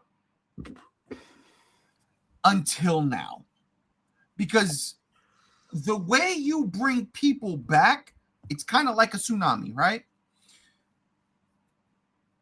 Everything gets pulled out from underneath you. You get swept off your feet. You're on the sand. The water recedes. You took everything away from them. But then here comes the tsunami wave. And it all comes crashing down on you. And again, in a real life tsunami situation, you're dead. But metaphorically, I just gave you the first 10 years. This is this phase. And then I went away from it. And you're like, okay, what's all this? And now I pull out from underneath you and I give you 20 years worth of Marvel Cinematic Universe in Doomsday. They didn't do it that way. They chose to tell you, this is what we're going to do, and this is how the dots connect. I think sometimes the surprise is the best thing. But I'm not in charge of none of that. My name is not Bob Iger. I am not a billionaire. So that's just the way I would have looked at it and the way I would have done it. I would have been like, okay, we gave them what they wanted. That chapter is over. Let's start brand new. But they didn't do that. And in that regard, this is kind of why I do like the Monsterverse also more. Whether or not I agree with everything, I'm not a 1000% fan of King of the Monsters because I hate the jokes. But outside of that, I love it.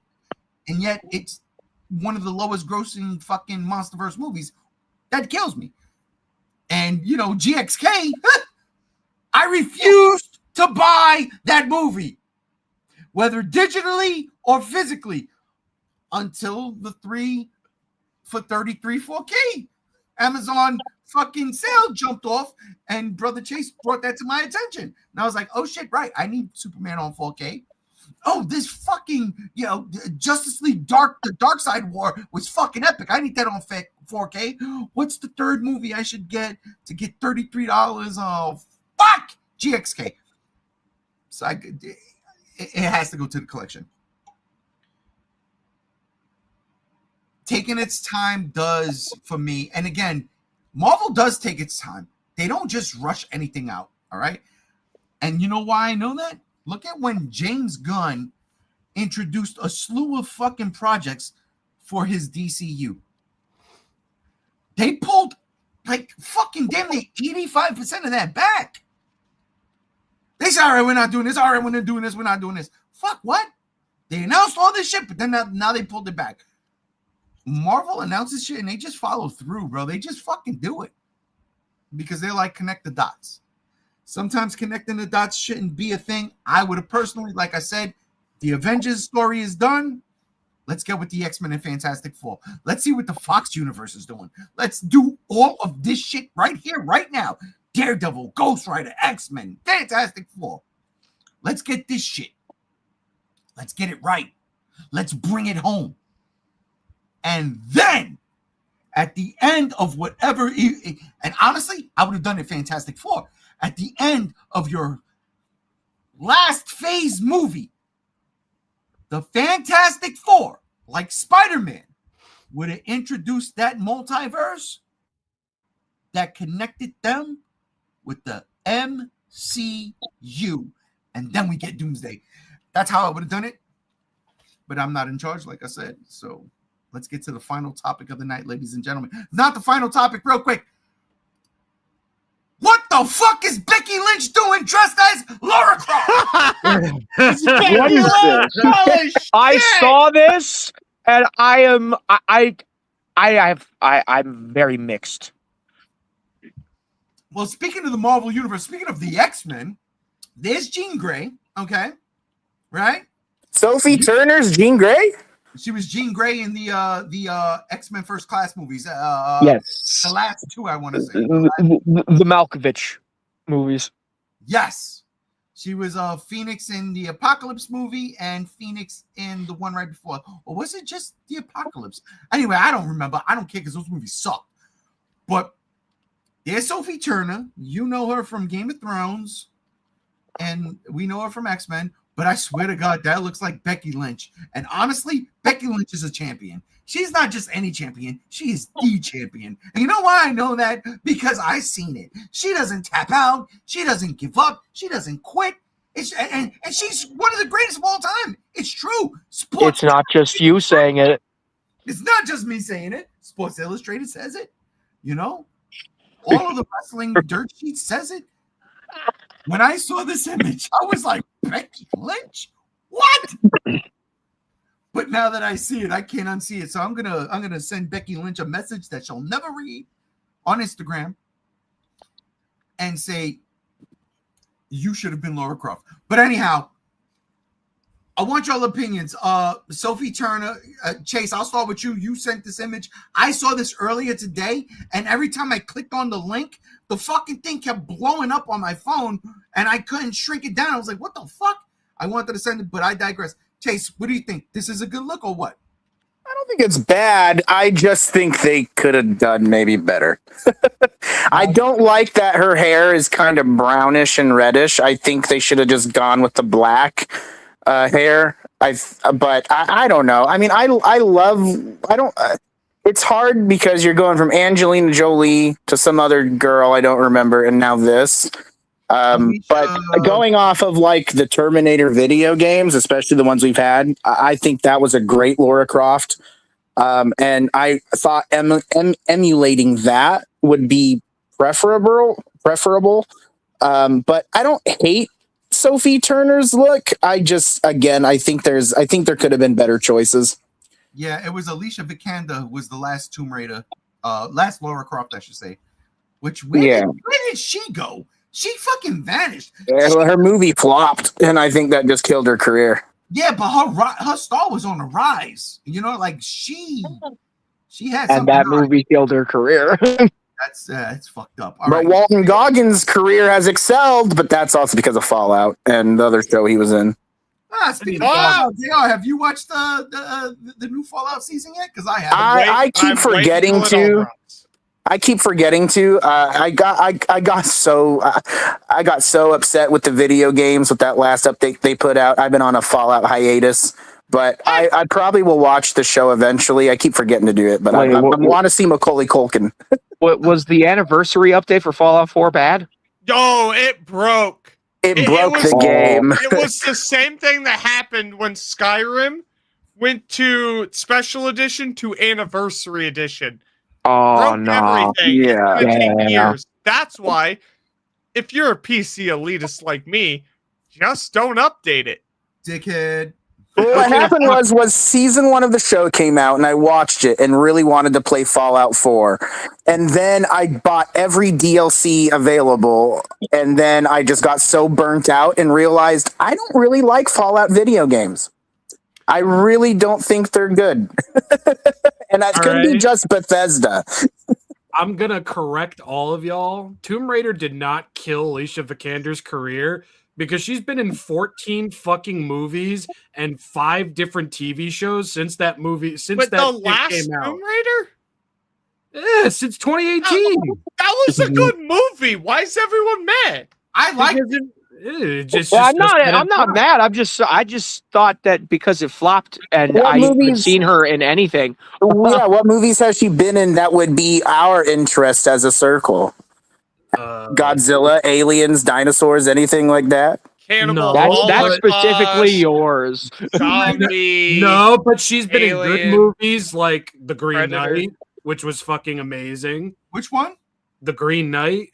Okay. She's been in that. What was that fucking one? awesome. I don't know what that movie is. Yeah. You don't know what The Green Knight is? Bro, guys. No, is it like the Green Hornet? No, it's not a piece of shit. No. What? No, dude. Okay. All right. Homework. A24 fucking medieval type shit. David Lowery is the director. Beautiful fucking movie. Check it out. Okay, all right. Dude. I like medieval movies. Yeah, this one's fucking weird in a good way, too. I don't know Like anything else. Northman weird? Like Northman weird? Or Well, Bjork's not a witch, so that already takes the weird factor Okay, out of all that right. movie. But there is a living knight that's made of root that that kind of sounds cool. you have to like behead to become the new Green Knight and shit. So, Oh, so there's Dude, that. I Alicia am Vikander the is one in who this movie? knocks. Huh? And Alicia Vikander is in this movie. Yeah, she is. She's listen. I'm sorry, yo, she's fucking hot though. That's a sexy woman. I'm pretty sure you see her naked in the movie too. So if that drives you to watch it, go ahead. Oh, That's all you had to say. That's Listen, all you had to say, boobs. I was about to That- shout the government out. That's Mrs. We watching that shit tonight. That's a universal experience. We all love boobs. Yeah, That's legit. True, Big Plus Al. it's also it's also just a really good fucking movie. So, you know, there's that. But yeah, she's had a career.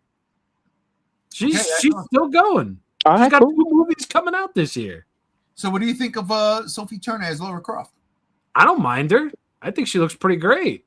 It's just, you know, when you look at prior Laura Crofts in live action, it's like, okay, well, you can tell when which movie was made versus the other one solely based on who's playing her. Yeah. But I don't have a problem with how she looks. I don't have a problem with the casting. It's just, you know, like, how many times are we going to do a Tomb Raider movie before something fucking sticks, or a Tomb Raider series before something fucking sticks? And since this is a series, I have hope that it could be good. Absolutely. As Spider-Man swings through and says, Thanks, Rob. Thanks, Rob. I agree. I have no idea where they're going with this, but I will say this. She looks the most original PS1 accurate Without the polygonal titties. without the polygonal titties. Absolutely. So in that, but again, I swear to God, she looks like Becky Lynch. This is killing me. This is so Becky Lynch, bro. That would imply that this girl doesn't know how to act, and she does. What are you talking about? I don't what? Becky can't sell. I'm sorry. What are you talking about? Becky can't sell. Did you not see her trying to stomp the ants out with her hand? Well, you know, and they said she tapped out. She was trying to kill ants. It was all ants. There were ants all over the ring. There I were saw- so many. I saw a desperate bitch cheat and win. That's all I saw. What, you talking about Gunther on Monday night? No, I saw genius there. That was Rewind genius. on the analog. Rewind on the analog. My man touched his ass. He said, I give. And AJ said, yes, I won. And the ref said, won what? Kicked him in the ding ding. Actually, that was not for nothing. Still fucking fire ending to Raw. I have never seen that before. The fucking tap out where the ref can't see. Perfect. Anyway, I digress. Gams, your take on Tomb Raider here. Well, you kind of already said it. Becky Lynch? No, not the Becky Lynch thing. The fact that on one hand, this is literally the most one-to-one physical costume representation of Laura Croft's outfit in the first Tomb Raider we have ever fucking seen. And it's so great for that. On the other hand, this chick ain't Angelina Jolie. Not by a long shot. Angelina Jolie's Lara Croft will always be special to me as a developing young boy in the early 2000s, all right? So you're weighing her worth on her sexuality? Okay, there, Game. Wow, didn't know. Yeah, sexist Wow. in the Rob, fucking chat. Rob. Hi, I'm the Wicked Wiener. That's me, the wicked wiener. You get the wicked wiener. I'm fucking with you. Oh, I know. But Or am I? Listen. I'm fine. My dick hurts. All I'm saying is that if she don't got the accent down, because that's all I'm waiting for is the accent, is how she's going to portray the character. She's British though. She naturally has an accent. She eat a fish and chip. Then we're fine. This series is probably going to be peak. It's amazing to me that that Amazon in particular is doubling down on Tomb Raider as a concept, and I love them for that. I have those same sunglasses with Amazon yet. Because I'm pretty sure this series is going to be on Amazon Prime. Is it? And It is. Dude, my Amazon is Prime. It's so Prime for Lara Croft. Don't even get me started on them short shorts. God damn. Especially Amazon the two new Prime games is are Wonder getting. Woman.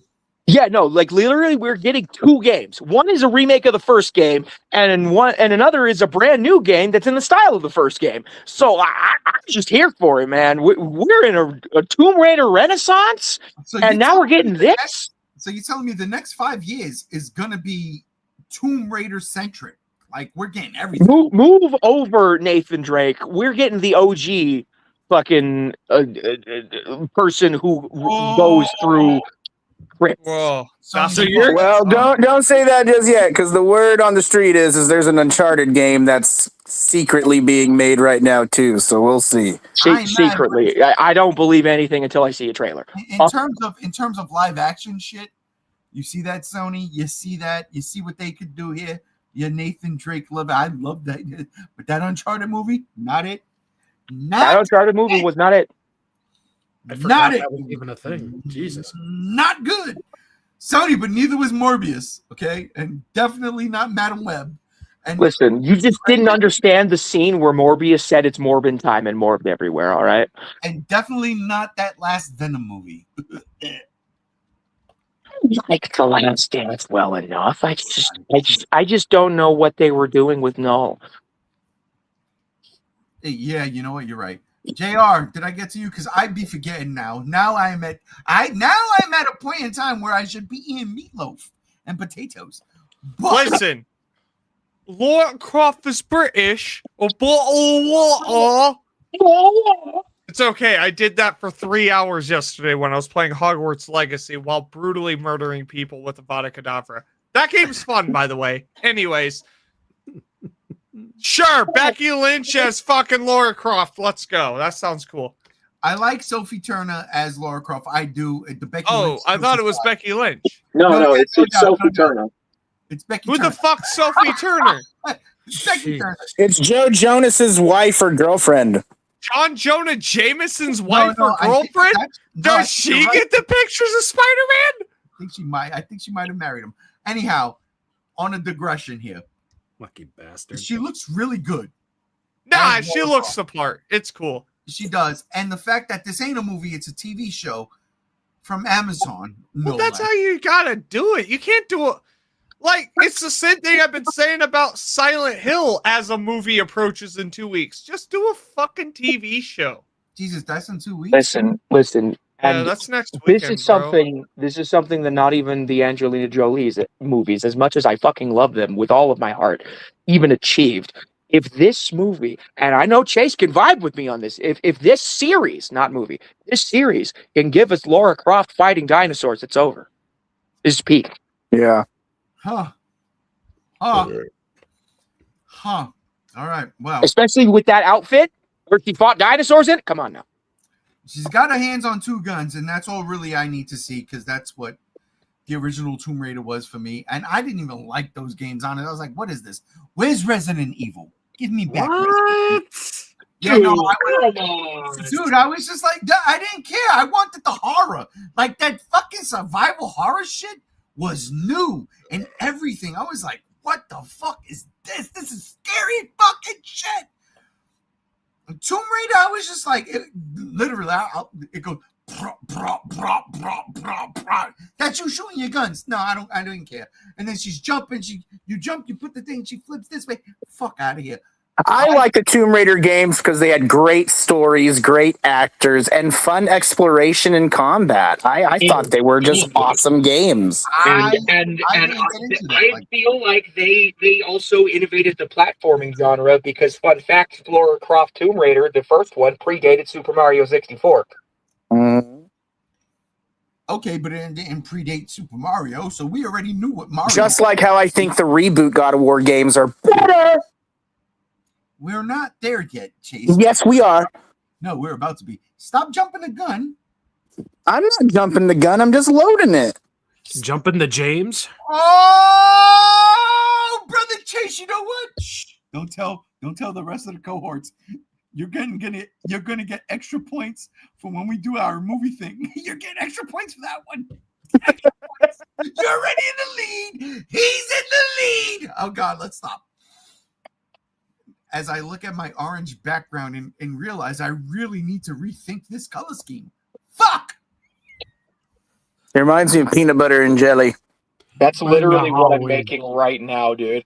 You're rad. I hope it's good, brother. All right. So, Amazon's got Lara Croft, a PlayStation original, because let's not make no jokes about it. PlayStation original, Lara Croft.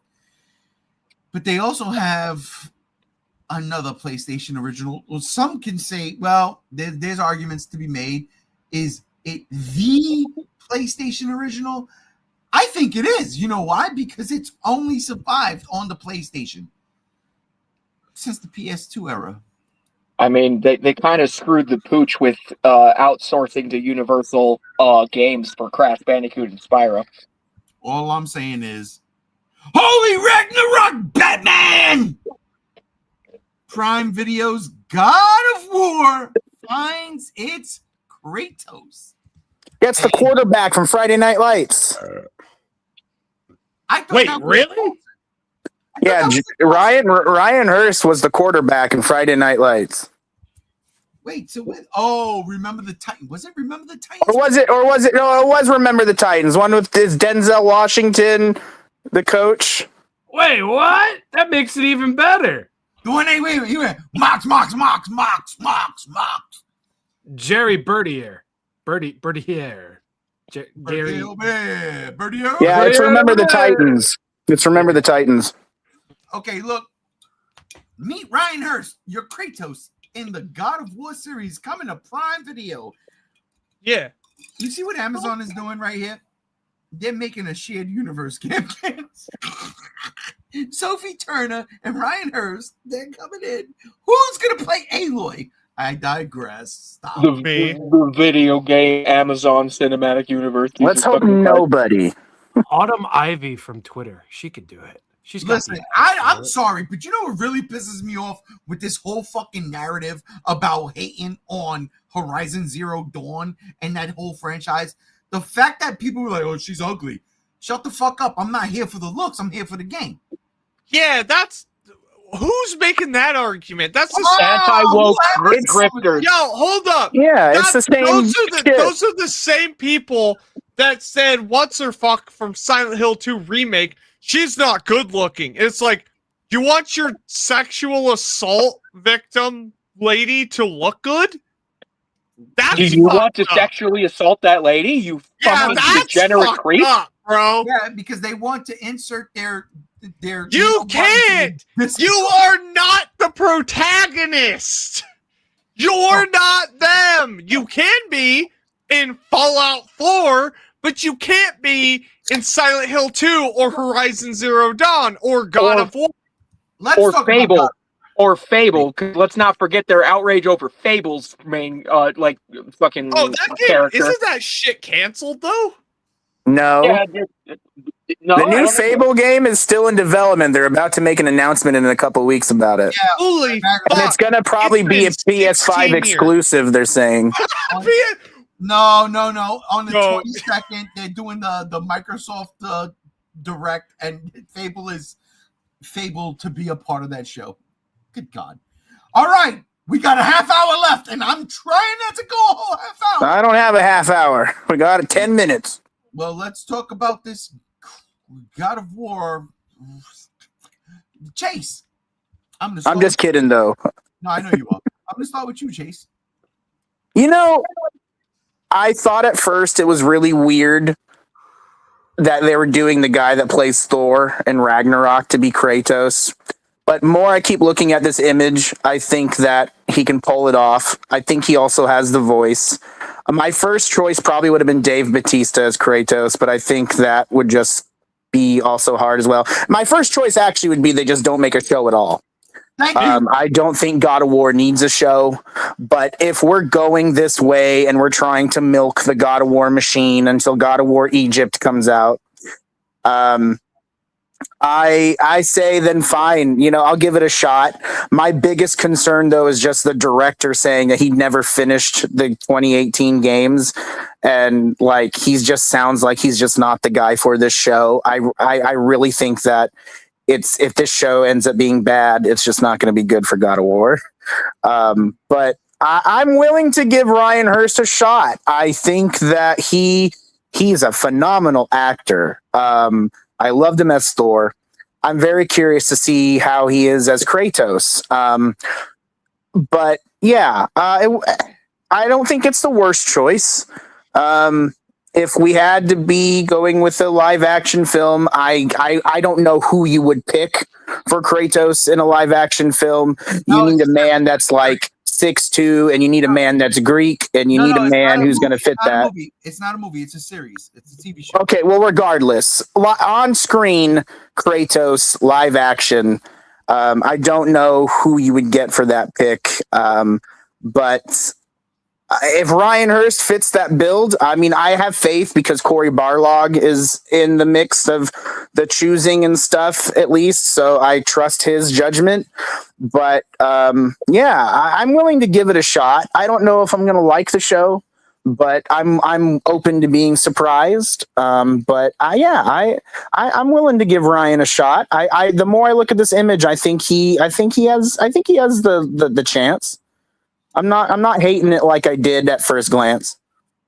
Rob, what's your take on Ryan Hurst being Kratos in the new Amazon Prime series, God of War? I mean, you got a pretty great actor for something that likely shouldn't exist at all. So you kind of have everything working for and against, but I don't know. I think Chase kind of summed it up. It's like, I don't hate it. I don't think it's a bad decision. I'm still not 100% sold on this being a thing, but I'm not going to sit here and tell you I ain't going to watch it because it's happening. I'm probably more than likely going to fucking watch it. So, I mean, that's the entirety of my take. I guess we'll see what he looks like with makeup. Yeah. Lighter with a bunch of red. I'm really looking forward to that. It's funny. It's like, you get a new Godzilla movie, right? And you say, all right, they show Godzilla, and it's like, all right, we see what Godzilla looks like. What does the roar sound like? Like that's What is he gonna sound like when he yells "boy"? Right, exactly. So the makeup is gonna be cool. I want to see that, but Kratos is distinctive for me, at least. Gams. Mm-hmm. On one hand, just looking at this image, yeah, I see where they're coming from. And even though I personally don't think that this guy has the voice for it, because I've heard Thor's performance in the Ragnarok game, even though I haven't played it, I've watched other people, Jacksepticeye mainly, play it. Fucking. In terms of the vision that they have for this show, I can see where they're coming from, and I can vibe with it. And on the other hand, I can see where y'all are coming from, saying that it shouldn't exist at all. I will say my main stance here is I don't think this show should have started with the Norse saga. It should have started with the Greek saga, and they should have gotten someone who had the intensity of T.C. Carson's performance, not the nuance of Christopher Judge's performance. I would agree with you, but Kratos is just going from there. We're not going back, so that's the thing. But with a show, we should go back. Is my stance. Well, the only reason why we're getting a show is because of how successful Ragnarok was. Ragnarok sucked dick. And they already greenlit season 2, even though season 1 hasn't come out yet, and it's just going to expand from there. Right. I can't wait for it to fail. And Sophie Turner's Tomb Raider excels while JR is chomping at the chomp. He needs ashes on him for authenticity. That's right, Spider-Man. You ain't lying. JR. I got words, man. So, am I the only one who has seen every season of Sons of Anarchy? Nope. My man, listen. What happened in that fucking show? A lot of things. His character lost his daughter and wife. He did. What I am seeing here is a man who physically and acting-wise can be Kratos. A tragic Kratos getting over his past demons. Listen, say what you want that it's going to be the new gen God of War. I agree. I don't like the new gen God of War games as much, but on some real shit, if they are going this route, you cast fucking perfect. In my eyes, you cast fucking perfect. This actor is phenomenal. He was my favorite character of Sons of Anarchy. No spoilers of what happens to his character, just in case anyone's interested because of this announcement. He was my favorite character. And then shit happens, and I was fucking heartbroken. This actor does a great job. He has the look of this new gen Kratos, 100%. Just shave that head, and it's like, yo, that's fucking Kratos. Like, that's fine. Voice-wise, maybe you can make the argument, but we have yet to see. Because in Sons of Anarchy, he already had that fucking voice. That voice.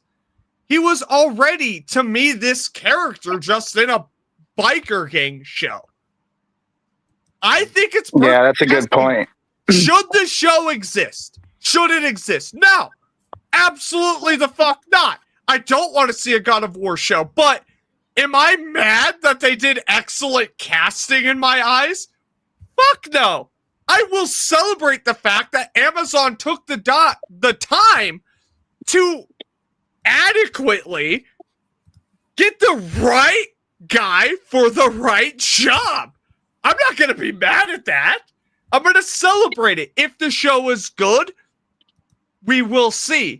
But I think as far as the casting for Kratos, honestly, out of the actors that I have in mind, you couldn't have fucking done better.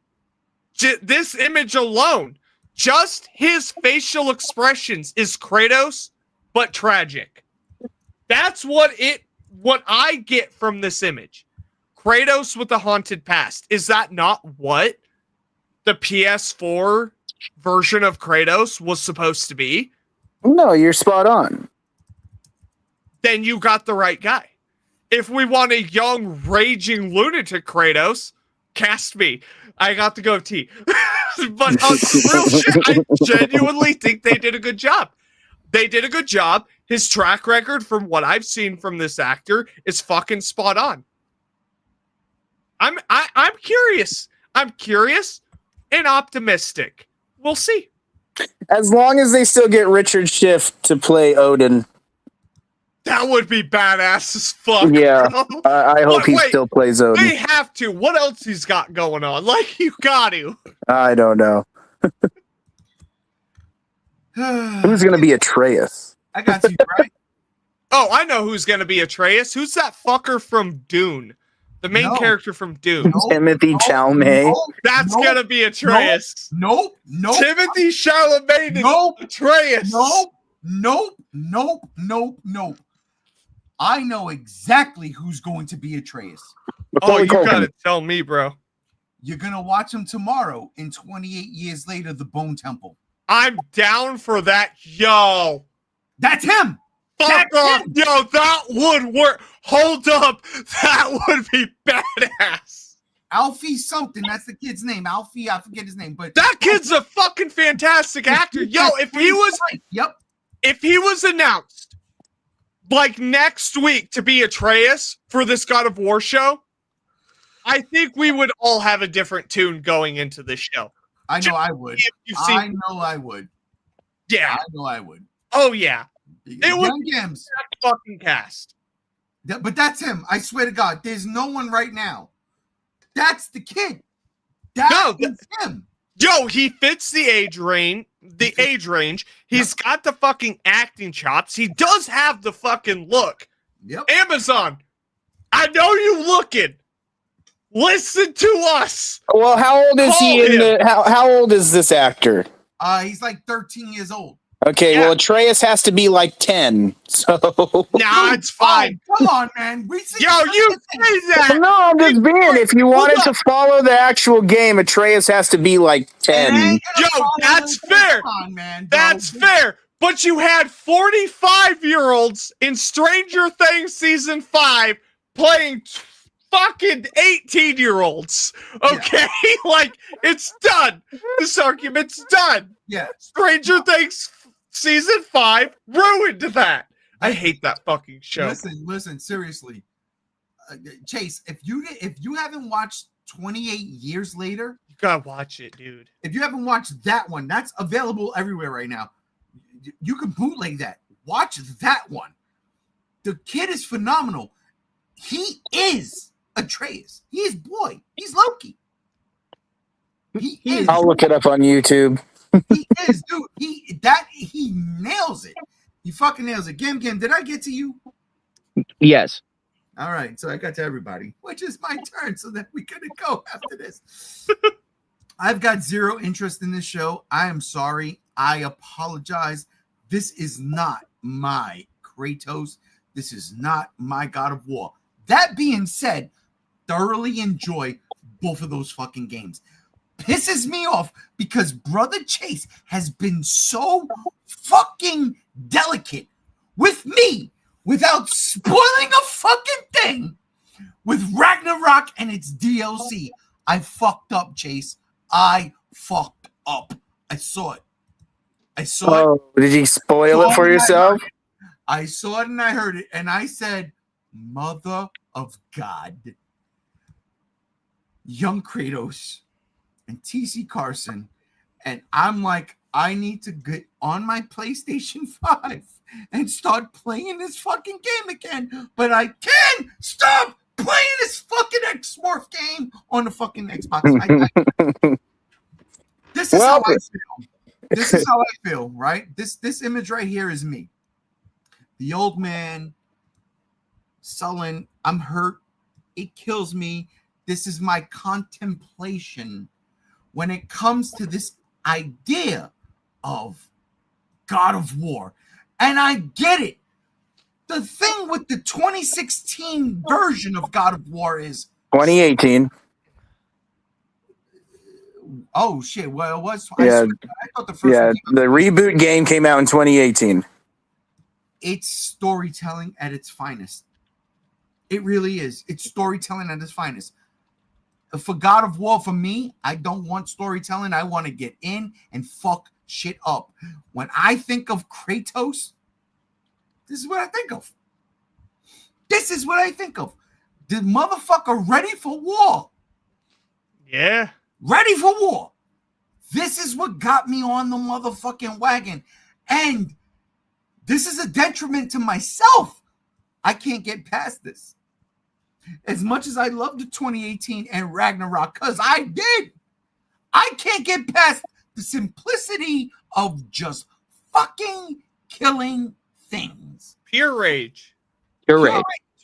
The 2018 thing introduced things like leveling up your armor and getting this and the whole RPG element. And I hate that shit, but it worked. And I played them and I enjoyed myself. And I did. And that part. Especially that Valhalla DLC. And I didn't even get to that. But that part in the first one, that 2018 one, when you go back and you say, fuck it. And you get the blades of chaos. Yeah, cinematic peak. It is. And I understand that. But at the same time, if you're new to this shit and you're going into a fucking live action show without knowing what the origins are, that makes no sense. Yeah, and that's what I'm concerned with the director, because he doesn't seem like he has a clue. This is why PlayStation needs to release remasters or remakes or whatever the fuck for the Greek games on PS5 already. So what I would have loved was an animated God of War series with Spartan Kratos, this man right here, that Kratos, the fucking ghost of Sparta, because I'm sorry, that's not the ghost of Sparta right here. Yeah. That is not the ghost of Sparta. He's not. It is. It's just character development that you guys don't like. No. Hey, Baba Ganoush. No, that's the ghost of Sparta. That is the fucking guy that comes to your fucking village and murks everybody in the name of Ares until he becomes the god of war, until he becomes the echelon, and then finds out what the fuck. So my whole thing is, I'm not opposed to the series. I'm not going to watch it. I am not going to watch it. I can't. It needed an animated, I swear to God, an animated a la Resident Evil, even though those suck. But they needed an animated series, especially on Amazon, because they could do it. They got the fucking funds. They could do it. To show you what this live action show featuring Ryan Hurst is all about. They needed that because honestly, I could care less about Loki. Calliope is a fucking heartbreaking story. It's a heartbreaking story.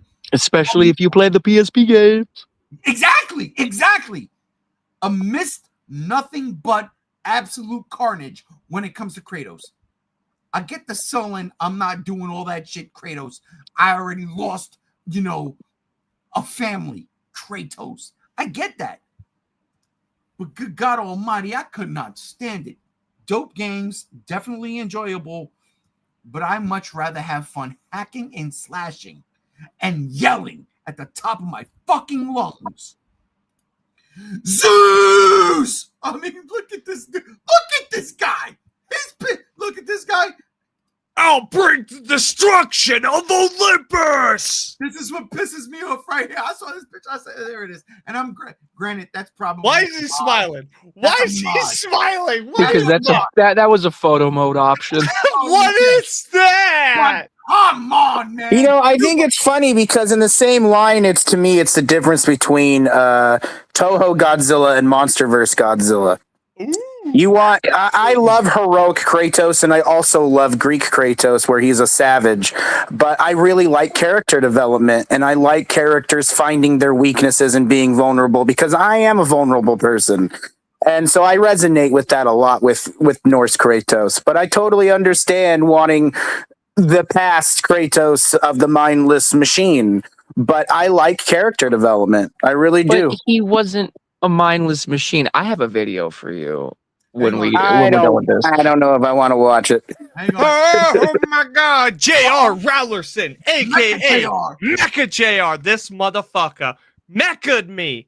Animated God of War from early days in the series that would rival Spawn in its awesomeness. I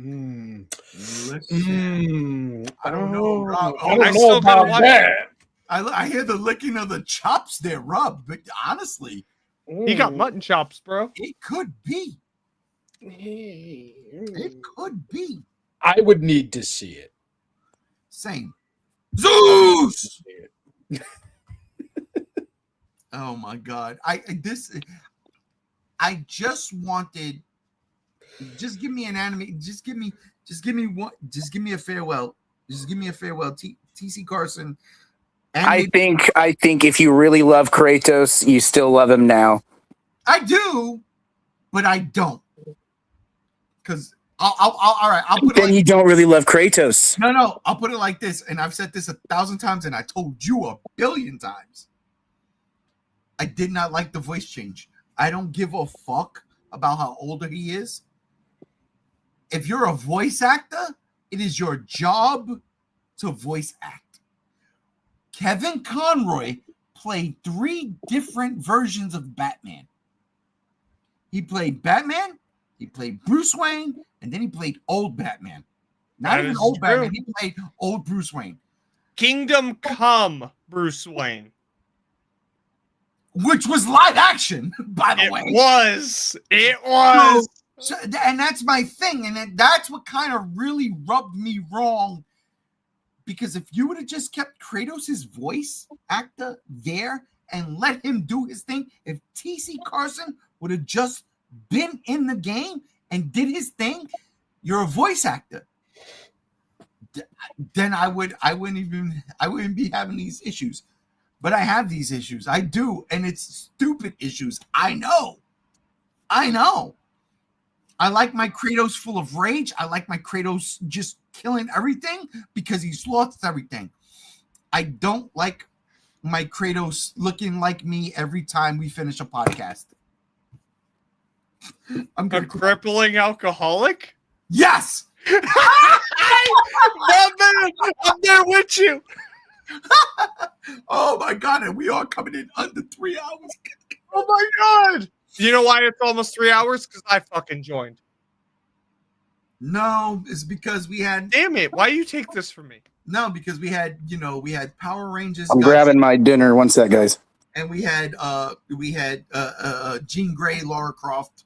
That's true. Becky Lynch. And literally we went on a tangent during. Jean Grey, Lara Croft. Now I know who you're talking about. There you go. But yeah, it took me a minute. Listen, I'm slow to the party, early to arrive. What's the term? You were very late to the party. Yeah, but I'm always early for some reason. Well, that being said, ladies and gentlemen, that'll do it for this episode of The Geek Out. I want to thank all my co-hosts, the cohorts. Starting with you, JR. Thank you for joining us. Listen, this was fun.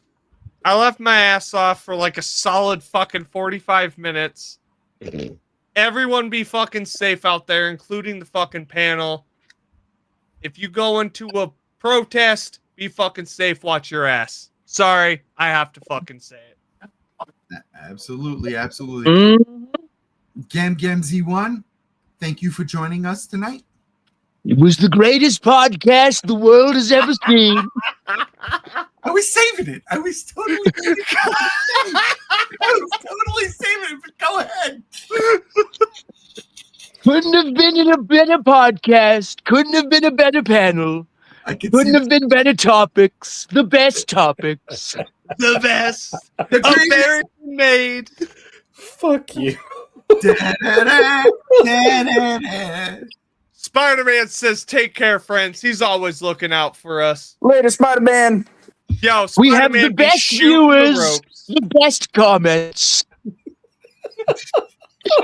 Brother Chase, I love you. Thank you for joining us. Absolutely, guys. Thank you all for being here. And yeah, thanks for hanging out with me on a Friday. Absolutely. And Brother Rob, listen, I'm sorry. I was like getting to you late and shit, and I didn't get to you enough, but thank you for joining us. Just for that, I'm going to close it out with useless information.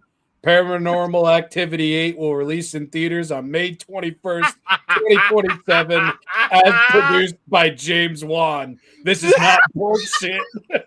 Well, cool. I can make plans that day. 2027. That is the most Useless shit. I told you it'd be useless. Listen, the fact that The Conjuring First Communion is coming. Yo, you guys called that shit fucking ages ago, though. Listen, It was more so Ray than me, but yeah. Everyone said, yo, there's gonna be prequels. that's because we're Catholic. Yeah.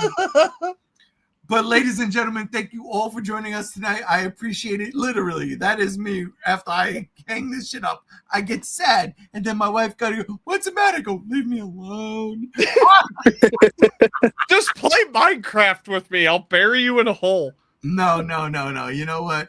I'm gonna just put this image back up because no, I'm lying. There we go. That's the image to end on. All right, ladies and gentlemen, that'll do it for this episode of the G Show podcast. This is Geek Out.